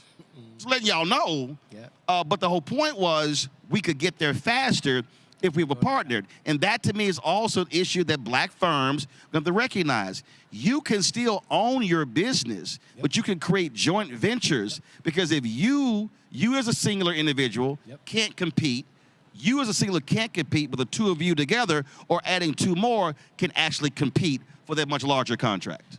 The other thing I want to talk about in reference to contracts, I want your audience to understand this, because a lot of people are concerned now that the federal government is walking back a lot of its diversity, equity, and inclusion. And so for the folk that are watching, understand that the federal government spends $960 billion a year.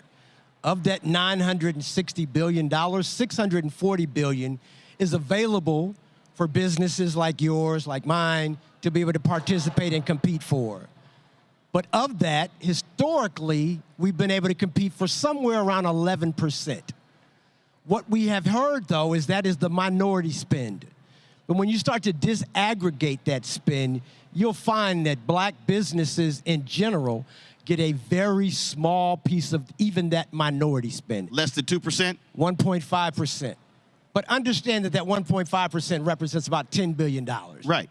So we've got to start to say, okay, if we can get from 1.5% to 3%, that's $20 billion. And that $10 billion that happened under Biden-Harris. Correct. So there was an upward trajectory of those contracts. Actually, when Obama was in office, his first term, the goal was 5% for minority spend.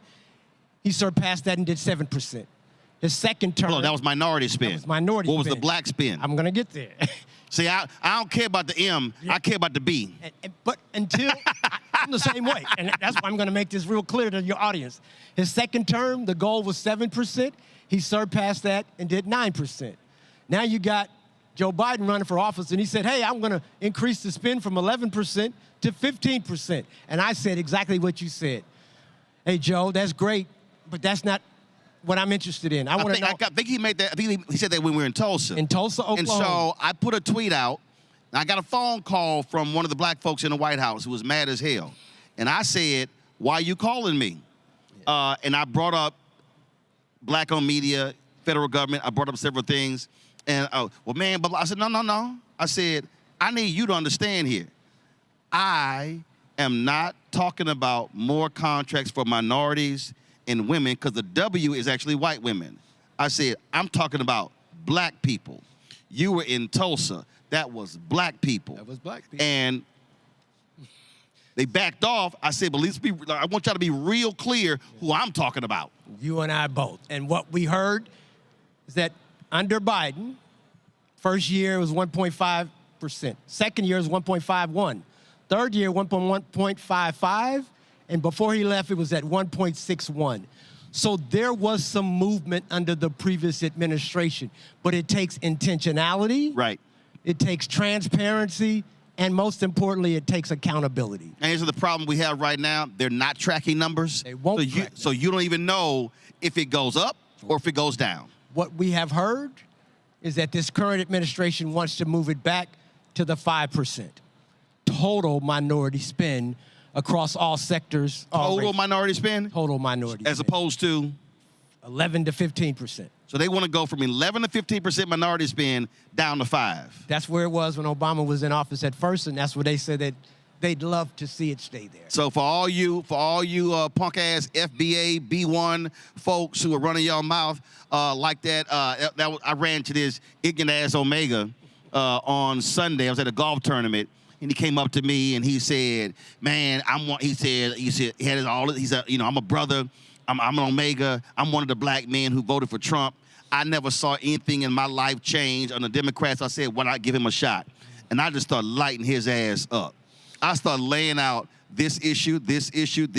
I went all the anti-black stuff. I said, and then I hit the DBA stuff. I said, you do know I said that, first of all, the 2 white men out of Indiana filed a lawsuit that the Trump folk told the judge they want to completely get rid of the federal DBA program. That Omega got real quiet. I said, so I'm confused. What the hell then were you voting for if they want to wipe out all of the contracts?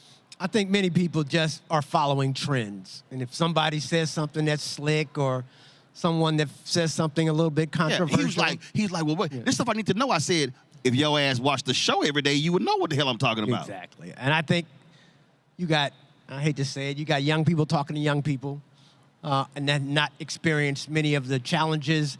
And they say, well, nothing has changed in my life. They weren't here when things were difficult, so they never saw things getting any better. And they've never seen anything worse. Right. Many of them that are under 30 years old or under 40 years old have lived the majority of their life under a Democratic president. So yes, things have been good for them. But now they're seeing things disappear that their parents and grandparents have fought and worked for, and now they're gone, and they're saying, what happened? Yeah, that means that they all have to fight for it too. And then they will say, well, where are the leaders? And what are the leaders doing? And we're saying, well, wait a minute, what were you doing November the 6th when it was time to vote? Yeah. Either you didn't vote or you voted incorrect. Everybody has a role to play in this. Exactly. All right, Ron, we appreciate it. Thank you so much for having us, man. Thank you. And Scott Bolden, look at that. See, Scott, I let a capper on my show. I told y'all, it's a couple of y'all I let it happen. Appreciate you, Roland. Appreciate it. All right. All right, folks, next up, how do you go from the NAACP to involved in Silicon Valley? Well, Jotica Edy will tell us how she did that next right here on Roland Martin Unfiltered on the Black Star Network, live from Afrotech 2025 here in Houston at the George R. Brown Convention Center. Back in a moment.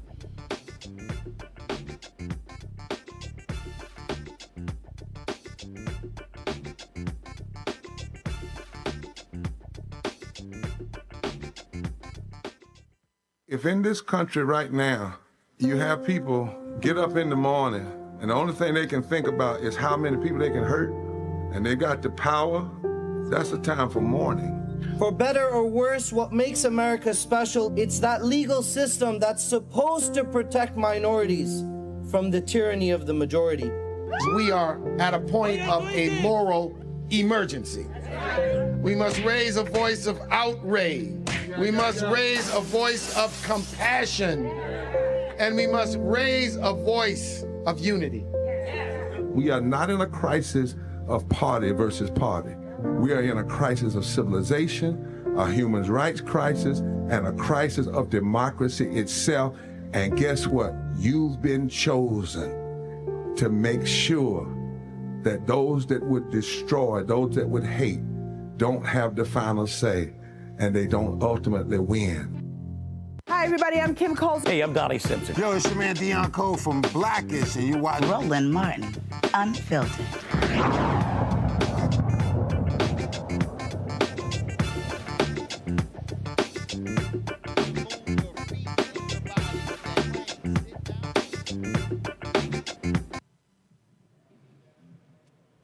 All right, folks, we're live here at Afrotech 2025. Jotica Edy worked at the NAACP, then all of a sudden, she went to go work in Silicon Valley. How in the heck do you do that? Well, that was our conversation.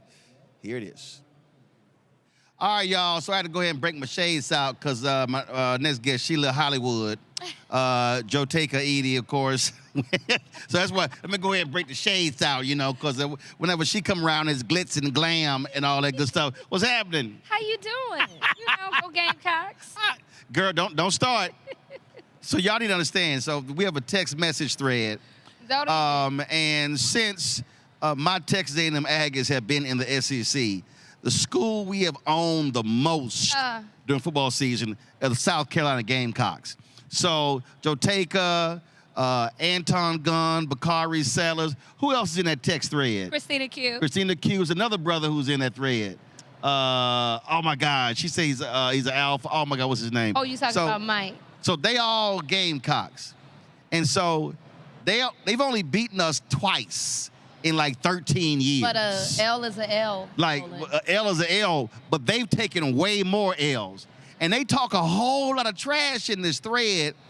They've been real quiet this season, though. when you're 3 and 5, that's what happens. Well, you know what, Roland? Just watch the end of the season. Oh, I'm just letting you know. Let's see where things go. Let's see who's going to be in the SEC championship. When they come, we know y'all not. When they come to Kyle Field, we going to handle that business. So the thread is going to be probably a one-way thread that day. We are ready for it. You know, stop it. Well, let's just put it here. Y'all need Jesus to lay hands on y'all Today team. on Roland Martin Unfiltered, you will wear a Gamecock full outfit. Oh, that's fine. Once we beat you all. Because that ain't going to never happen. We will. That ain't going to never happen. And Okay, y'all, we're going to order his outfit. I'm going to go ahead and order it. And I'm going to have my big Texas A&M foam hat Okay. for you to have to put on and that 12th man jersey. Now, listen, we done beat y'all so much, you might as well go ahead and just have that laid out every year. So I just want y'all to let y'all know, it's the trash talking, but it's and then, Anton be running his mouth, but we just be beating the hell out of y'all. Y'all, they beat us last year the first time, I think, in like 8 years. Yeah, we beat you. Yeah, hold up. And we will do it again this year. And the previous 7 years, we were on.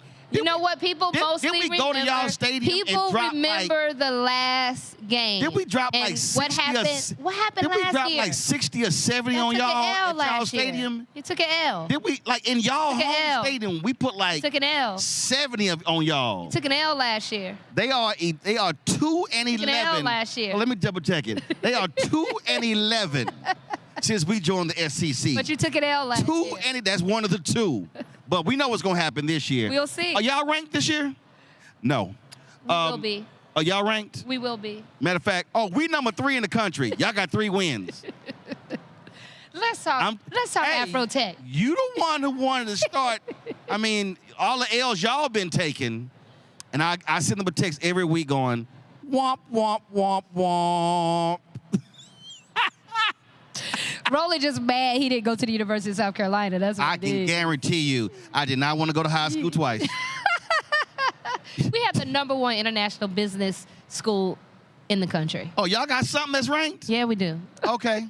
We got more Fortune 100 CEOs than any other country in America. I mean, we're home. I'm just. We're home to Anton Gunn. We're home to Don't nobody know Sellers. Anton Gunn. We're home to Steve Benjamin. Don't nobody know that Kappa. Girl, do you want me to start naming? You want me to start naming? Roland, let's talk about tech. That little bitty school in South Carolina. How many students y'all got? We have a large number of students. What y'all got, about 20,000? No, probably more like 30, 35,000. Oh, that's a satellite campus for us. That's a little satellite campus. I love you, Roland. That's a wing of Texas I love you, Roland. You know what? We got about 78,000. Let's just see what happens. Jotica, let's see what happens. Jotica, we're going to beat the hell out of y'all. And I promise you, we're all coming on your show. Jotica, and you're going to wear the Gamecock gear. We're going to beat the hell out of y'all. I'm letting you know. Okay. It's going to be hashtag team whip that ass. Just letting y'all know. So y'all going to be 2 and 12 against us. All right. Let's go ahead and start this interview before you get cut.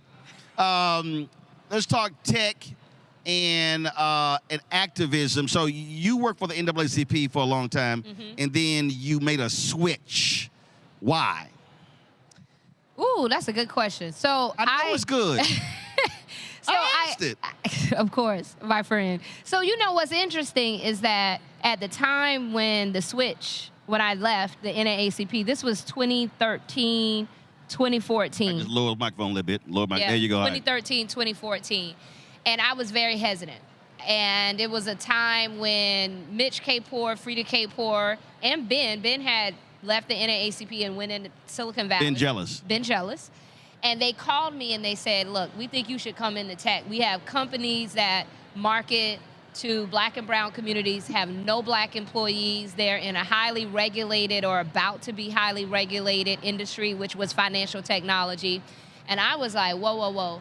I'm doing just fine. I'm doing important work. I'm working on voting rights. I'm doing all this work at the NAACP. And I remember having conversations with Frida Kapor Klein, and she was like, you could do good and do well, and that the industry could use someone like yourself with your skill set. And I still felt like I didn't know how to code. I was much older. I didn't see a reflection of myself. And so when you were thinking of tech, you were thinking the engineering jobs, stuff along those. Reverend Jackson always made a point to say that folk didn't realize 60% of the jobs are not in STEM. Absolutely, and that's what I learned. And so when I got out of my own way and I went into the industry, what I realized was that not only was there a need for me, there was a demand for people like myself, people with my skill set, particularly in financial technology, where the regulatory framework was not even developed. This is at the very launch of the CFPB. And so they needed people who had relationship and understanding of how policy was developed to go in and help guide the policy that was going to dictate the product. Well, you can't have a steady and a reliable product roadmap if you don't have a reliable government or regulatory framework in which you can build your product. Or it's always going to be back and forth, which is not good for business. But then you also saw how the sausage was made and how folk became millionaires and billionaires. Very and much all of a sudden, how investments here and learning about this new company about to launch and folk getting in early as well. So you saw a side of Silicon Valley of tech that most African Americans don't see. They never see. And that's what I learned. A very important word, deal flow. Right. Bob Johnson always said, you have to be in the deal flow. You got to be in the deal flow. If you're in the room and conversations are happening, that's the deal flow that you may not be aware of if you're not at the table in the room. Absolutely. And that's what I learned. And so when I went into tech, I remember having dinner with Tanya Lombard. I remember having dinner with Sonya Lombard, AT&T. Yes, and Mignon Moore. And what they said to me, they said, look, because I went to Tanya, because Tanya, I believe, is a real model for how you can be in corporate America. Because this was new for me to go into corporate America, and I always talked to Mignon. And what they said was, first, learn how to do your job. Then understand how the industry works. And then once you learn how the industry works, then you go back and you make sure that others can understand, and you open as many doors as Donna Brazile always says, remove the hinges from the door. And so it was very important for me when I went into tech to go back and tell all my friends that were on the Hill, in the White House, that was in other civil rights organizations, here, this is an opportunity for us. They need us. They need us not just for the regulatory or government affairs aspect. They need us for going into these markets, understanding the market. Just imagine a company that entirely they are marketing to black and brown people, and there is no black or brown people at any decision-making table, whether or not the marketing, the strategy for how they're going to go to market, the development of the technology, the algorithms, the research so that your products are culturally competent. All of those things matter for you to do well in business. But then also, I began to understand deal flow, and I began to have invitations into conversations about deal flow, about investments. And so I started in other companies. In other companies. And so I started investing. I learned about how you can become a limited partner in funds and how you can take money and you can give that money to a trusted. And the problem is, for many of us, we're thinking, oh my God, it's $1 million, $2 million, $5 million, not realizing there are people who made millions of dollars in investment for $5,000, $25,000. I mean, small amounts of money. Again, when you don't know, you don't know. When you don't know, you don't know. And I think that's what's important, that when we get into these spaces, that it's important for us to share information about investment opportunities. There's been many a times when I've had investment opportunities, investment deals that I've been involved in, and I go to as many people as possible and say, hey, I've gone to you and say, hey, this is a really good deal. Here's their deck. I really believe in this company. Minimum check is $10,000. A minimum check is $25,000. And I think we often think that we've got to have $1 million. Now, you do have to be an accredited investor. Right. In order to be an accredited investor in the United States by law, you have to have an income, I believe it's at least $250,000 a year as an individual, or you have to have a net worth, I believe, outside of any homes that you own of $5 million. But though there are many black Americans in this country that meet that threshold, particularly of making $250,000 or more a year, and that gives you the opportunity. If you think about, some of us walk around and we look at our closet, we might have $20,000 in shoes, bags, and clothes that we might have bought in 1 year, when we could have taken that and put it in an investment.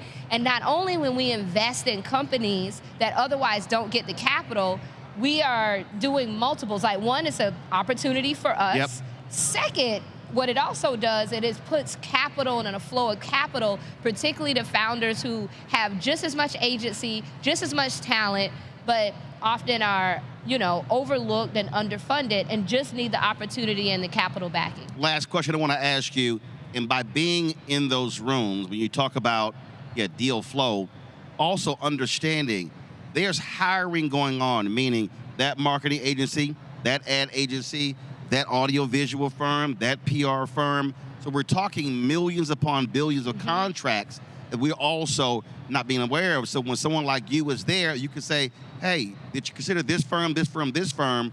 And so even if you're not in the tech company, your company could be a beneficiary of those tech dollars. Yes, I have had the opportunity, and I think a lot of people, they mostly see my advocacy work, which is very important. It's my heart work. It is my volunteer work that I do. The work that I do that allow me to have the flexibility to do that is my investing, and it is the work that I have done to advise tech companies. I'm on a board of a private tech company, even.biz. I am an investor in a multitude of companies. I'm an LP in multiple funds. And what that allows me is to have a seat at the table to all of these companies, because they will often ask, what do you think? Or they will, when you're an investor in a company, you get what's called an investor update. And often they will tell you, these are our next hires that we want to make. And then what I have the opportunity is to say, hey, here's a really great person. If you're not thinking about them or know of them, happy to make an introduction. Or here's a really great media agency for you to think about to help you accomplish the goal that you have. And so I think we have to think about the holistic nature of being in these tech industries, and I think that's why conferences like Afrotech is so important, because I think it's not just important for us to have a seat at the table as employees, but we need to be investors in these companies. We need to be on the board of these companies. We need to be on the management team of these companies. When I sat on the executive management team of the financial technology company that I sat at, only 2 people in the room knew how to code. Everybody else was a financial CFO, general counsel, myself, others. We didn't know how to tech. We knew how to market. We knew how to build businesses, how to market a business, how to protect a business. And that's mostly what companies are doing. And I think the last thing that I'll say is that in this conversation around artificial intelligence and AI, it is absolutely imperative that we as a community dive deep into this, not only in the protections around the regulatory framework so that it is not weaponized against us, but it is very important for us to understand how it works, because the next great divide in America will happen as a result of AI. And either we will be on the train or the train will run over us. Absolutely. Jotica, always good to see you. And next time we chat, I have a box of tissue for you with my Aggies. And I will have a T-shirt and a hat. Won't need it. You know, I'm gonna have a special order. I'm gonna call Dawn Staley and ask her to get you a special order. That's fine. Yeah, that's what's gonna happen. But it ain't gonna happen in football. All right. Love you, my friend.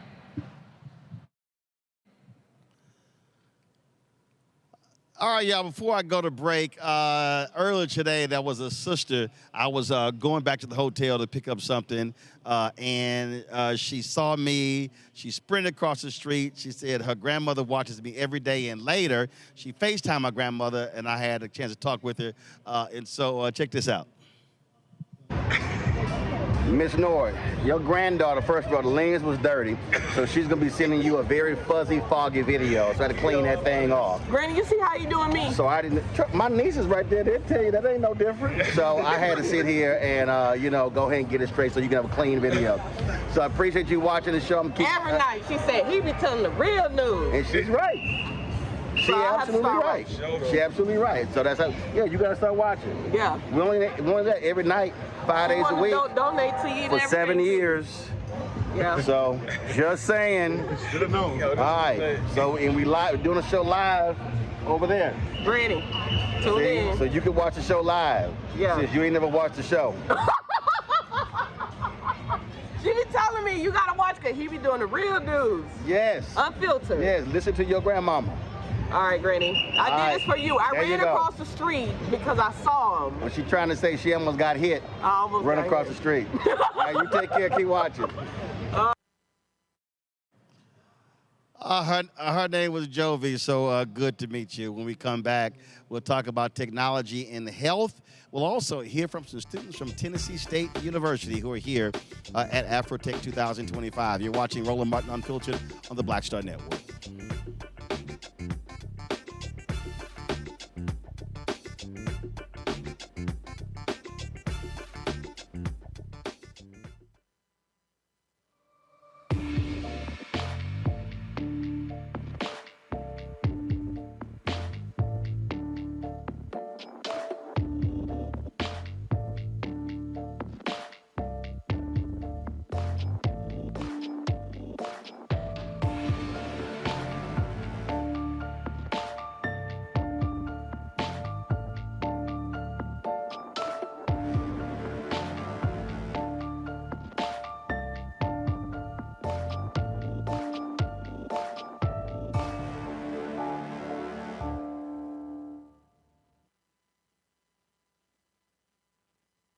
Hi, I'm Jo Marie Payton, voice of Sugar Mama on Disney's Louder and Prouder Disney Plus, and I'm with Roland Martin on Unfiltered.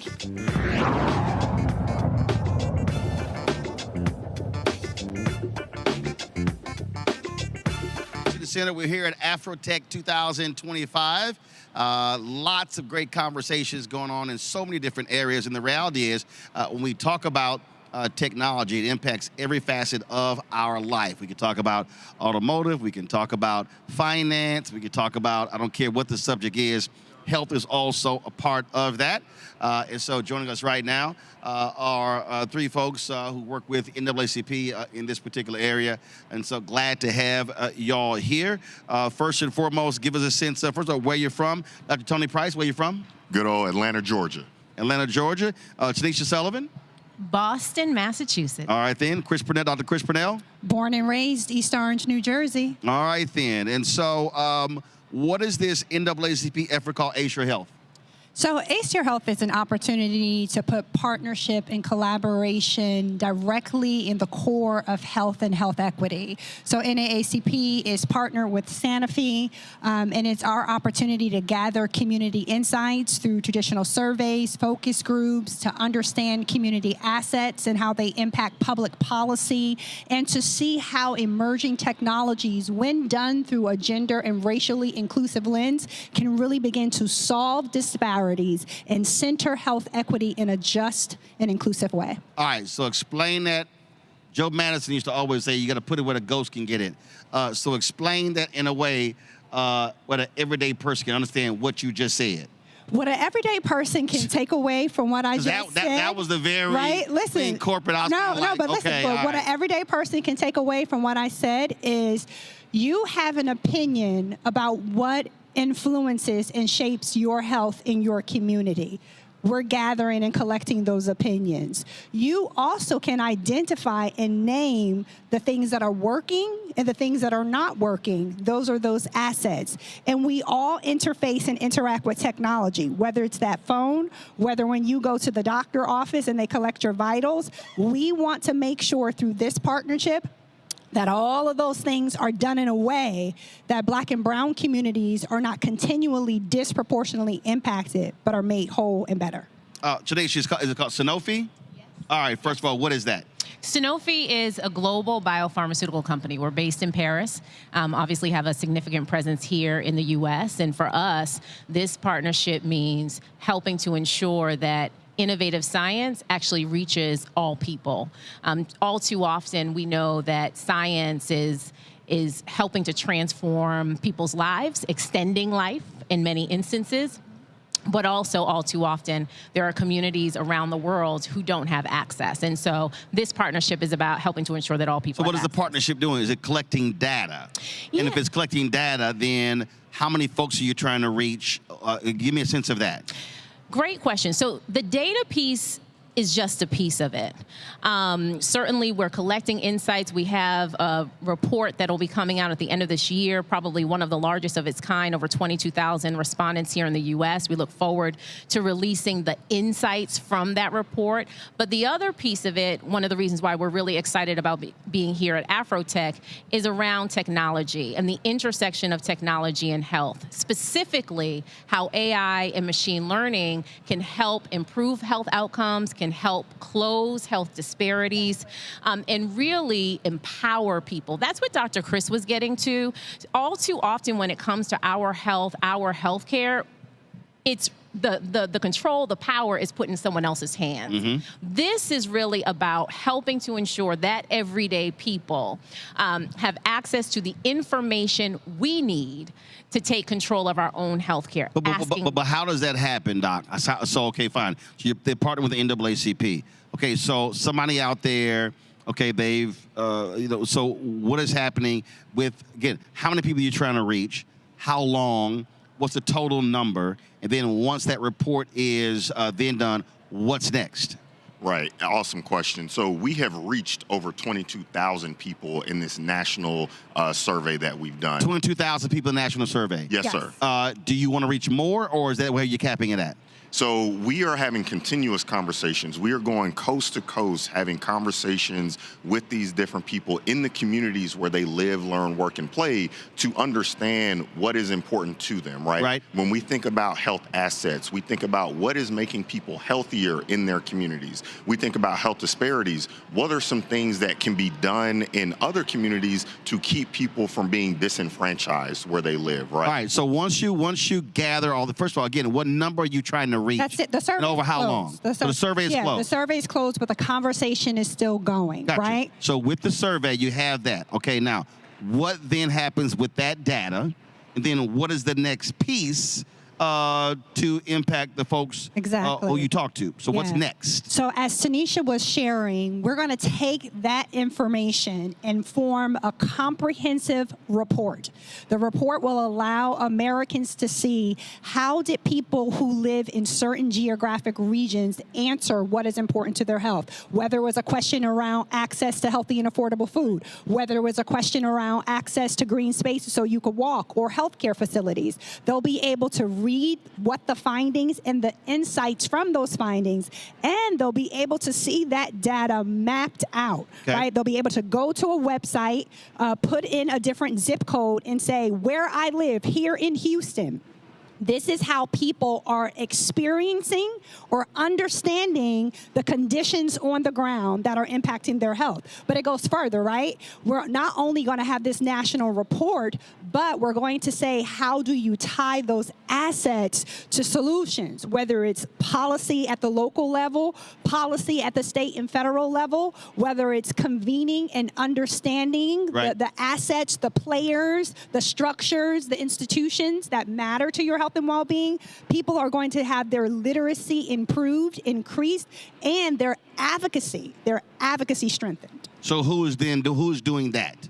Very good. So again, I get reports. There's a lot of reports. Yeah. No, definitely. And with the report, after that, then what's that next piece then being organized? Because at the end of the day, how does the report impact that first person who's watching or listening, the regular ordinary person who never took the survey? And so, again, what's that next thing? So I think there are a couple of things. I mean, one is certainly an individual agency. Again, helping people, community understand what's working, whether what's working in your community or what might be working in Detroit for someone who's in Flint. And being able to, one, scale the solutions that are working. The other piece, and I think this is a key lever in this relationship, is around the systemic change, the public policy. All too often, our communities are surveyed, to your point, and then reports sit on a shelf. One of the things that we are committed to doing is working together to identify public policy solutions that can help drive systemic and structural change. What does it look like for an organization, for a company like Sanofi, to partner with an organization like the NAACP to drive meaningful, lasting, sustainable change within communities? from a healthcare system, our healthcare system is one of the most complex in the world. And we know that here in the U.S., we are among some of the sickest in the world. I know Dr. Chris and Dr. Tony, as public health leaders, know this all too well.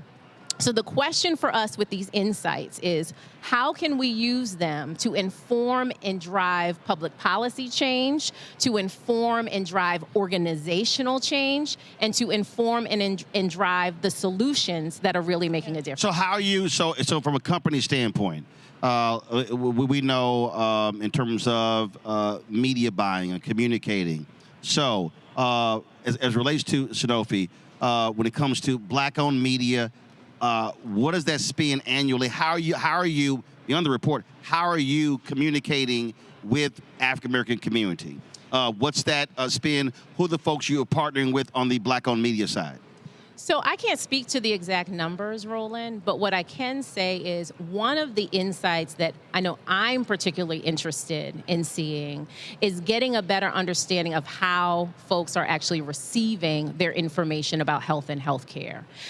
Once we have access to that type of data, then that not only informs kind of where we are sharing information to help empower people as it relates to their health and healthcare, but it also informs who we're partnering with. Yeah, it's one of the reasons why I'm really excited about being able to have this conversation with you today. See, what we know is that for African Americans, we get our information from multiple sources, but there's a greater trust from Black-owned media sources because of the type of information.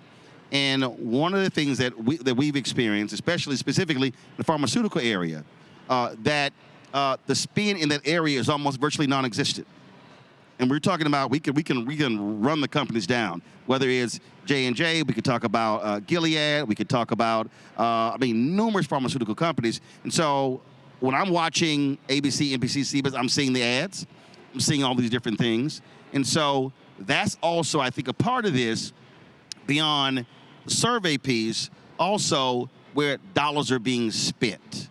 So often, and then of course we know with health outcome is a whole bunch of us we're spending on medicine, but then where is that communication piece coming in? That's another part of that. Go ahead. I want to lean into that because I think you're raising an important point that this partnership, and specifically in the NAACP that we've been advocating around, right? So let's put the citizen, the community member back in the center of that. One, we're sharing information back with community so that they can have the power to hold the structures accountable in their local neighborhoods. Right, so but let me finish. But who's doing that? Yes, but because that's the individual, the group.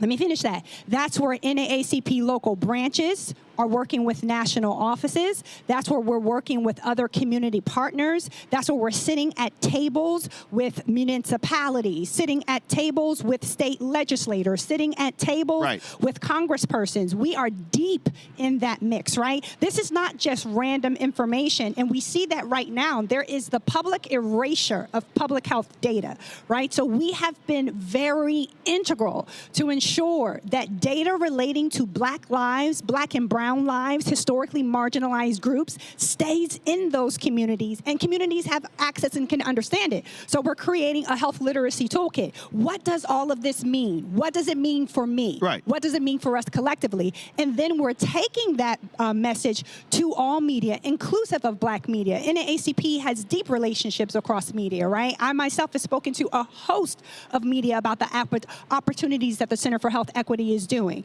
That's why we're having this conversation with you today. That's why we're at Afrotech. We're going to continue to take this to where the people are, where community culture is happening, and say, this is what you need to know about health and well-being, and let's advocate together. The thing, Dr. Price, again, we were talking about on this very issue. The reality is you cannot achieve public policy outcomes unless there is an organized and mobilized effort.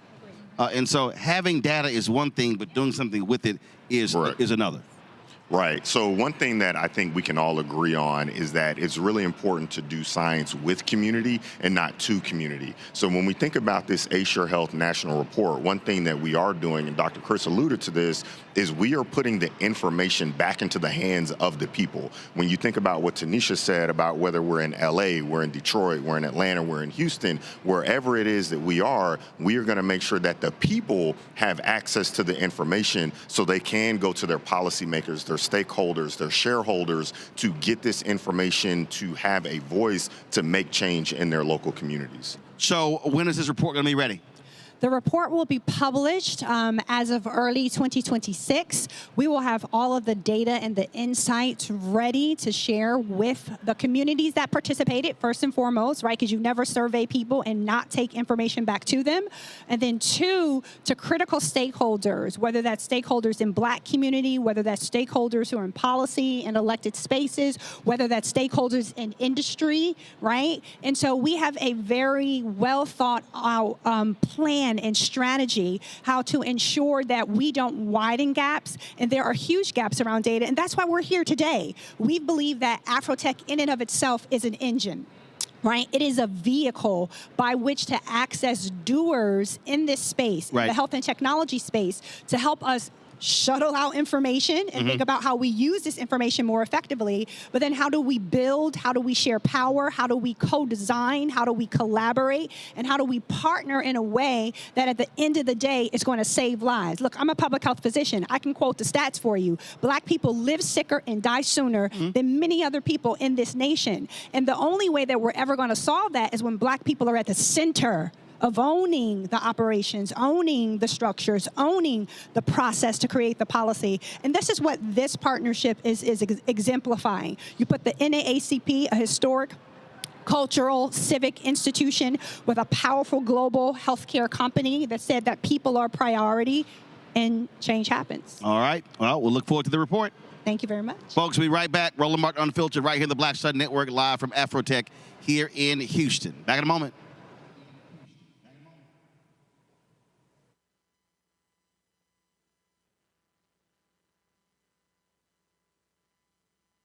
This week on A Balanced Life with Dr. Jackie, we're continuing our series of putting in the work, A Chef's Journey.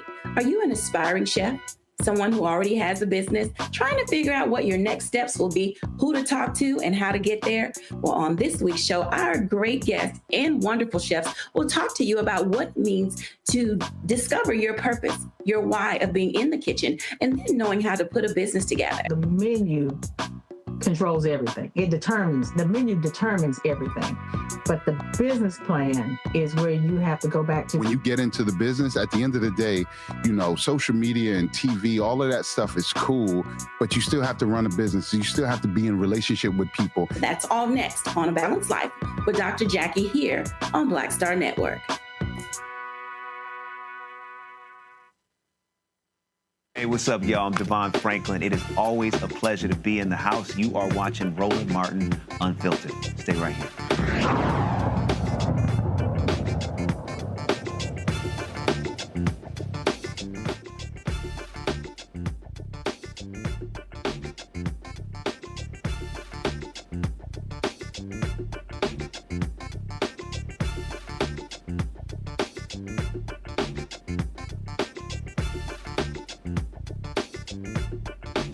Hey, folks, so earlier today, we met some students from Tennessee State University, and they were walking around, took a couple of selfies with them. That's why I said, hey, why don't y'all come on back, and let's chat about why y'all are here at Afrotech.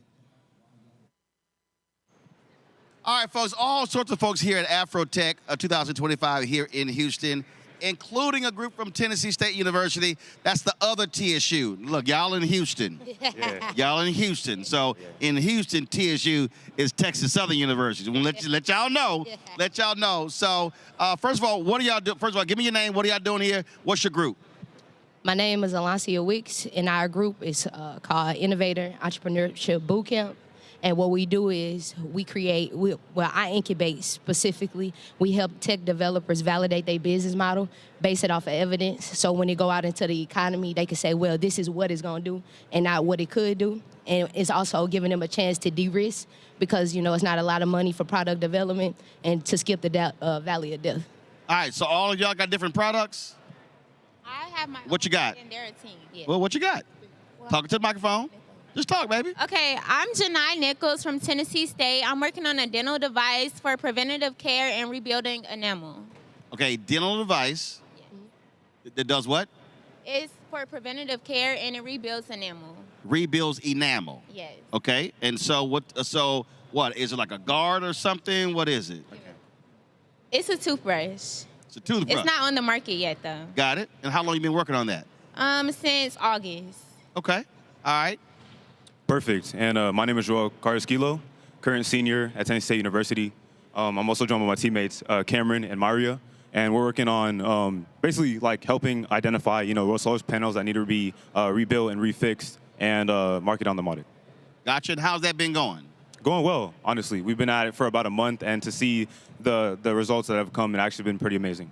Okay. And so being here, what does being here help you with what you're working on? So being here helps our customer discovery, which is a huge portion of our program, is learning to do essentially kind of like a user research of who our market is, what they're looking for, and what they need. And I'm Maria Wilbur. I'm a senior at Tennessee State University. This is also my team, so I'm a part of analytics, but I also have my own personal venture, which is combating tobacco and nicotine use by creating holistic smoking experiences using herbal remedies. All right. How about you? My name's Cameron Shaw, senior computer science major at Tennessee State University. And I just wanted to share some wise words, always You be ain't obsessed. working on nothing. You just got to share some wise words. Yeah, I'm with He ain't working. He like, I'm just going to share some wise words. I ain't working on nothing. Man, y'all already heard the product. Cam keeps us Yeah, I'm with Landlytics GIS monitoring system, Okay, see? Yeah, and the wise words was really just to be obsessed with the problem and not the solution, And that's basically what iCorp's about. Customer discovery, going out there, seeing the problem, really digesting it, and adapting from there and learning what the customer truly wants. How long has the boot camp been around? The boot camp's been around for 2 years now. Got it. It's been around for 2 years, and our goal with the program is to create a new revenue model for a HBCU and not live off of financial aid, right? So you look at schools like Yale, Harvard, prestige schools, right? They don't live off of attendees, right? They live off of development, IPs, licensing agreements. So you try and do what like that. Stanford did. So Stanford gets a cut of all those products that come out of their technology lab. Exactly, and there's no reason we shouldn't have that because in every Fortune 500 company, you have a Tennessee State University alumni. In all of them? In all of them. You checked? Yeah. The real T issue. It's the other T issue. Don't get cut in Houston. Well, all right. Well, good luck with it. Hope y'all enjoy the conference. Thank you. Thank you so much, man.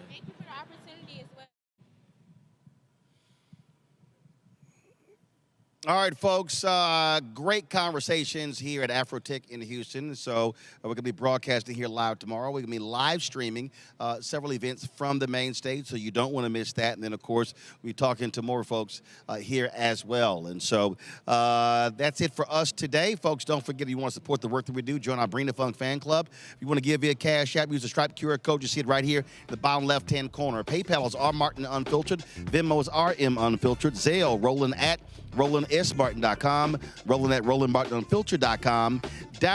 We can also, of course, check some money order. Make them out to Roland Martin Unfiltered, P.O. Box 57196, Washington, D.C., 2003 7-0196. Download the Black Star Network app, Apple phone, Android TV, Android TV, Roku, Amazon Fire TV, Xbox One, Samsung Smart TV. Be sure to get a copy of my book, White Fear, How the Browning of America is Making White Folks Lose Their Minds, available at bookstores nationwide. Get the audio version on Audible. Be sure to get our Black Star Network, Roland Martin Unfiltered swag by going to shopblackstarnetwork.com. T-shirts, mugs, you name it, we got it all there. Also, you see the Black-owned products that are on my news desk in D.C. All of those products you can get at shopblackstarnetwork.com. Skincare products, you got relishes, sauces, crossword puzzles, backpacks, all sorts of things. Go to shopblackstarnetwork.com, shopblackstarnetwork.com. Also, download the app Fanbase. Get the app Fanbase. They've raised now $13.5 million. Only $3.5 million left to finish off their Series A fundraise. To get more information to invest in Fanbase, go to startengine.com/Fanbase, startengine.com/Fanbase. Folks, that's it. I'll see y'all tomorrow right here, Roland Martin Unfiltered on the Black Star Network live at Afrotech 2025, the George R. Brown Convention Center in Houston.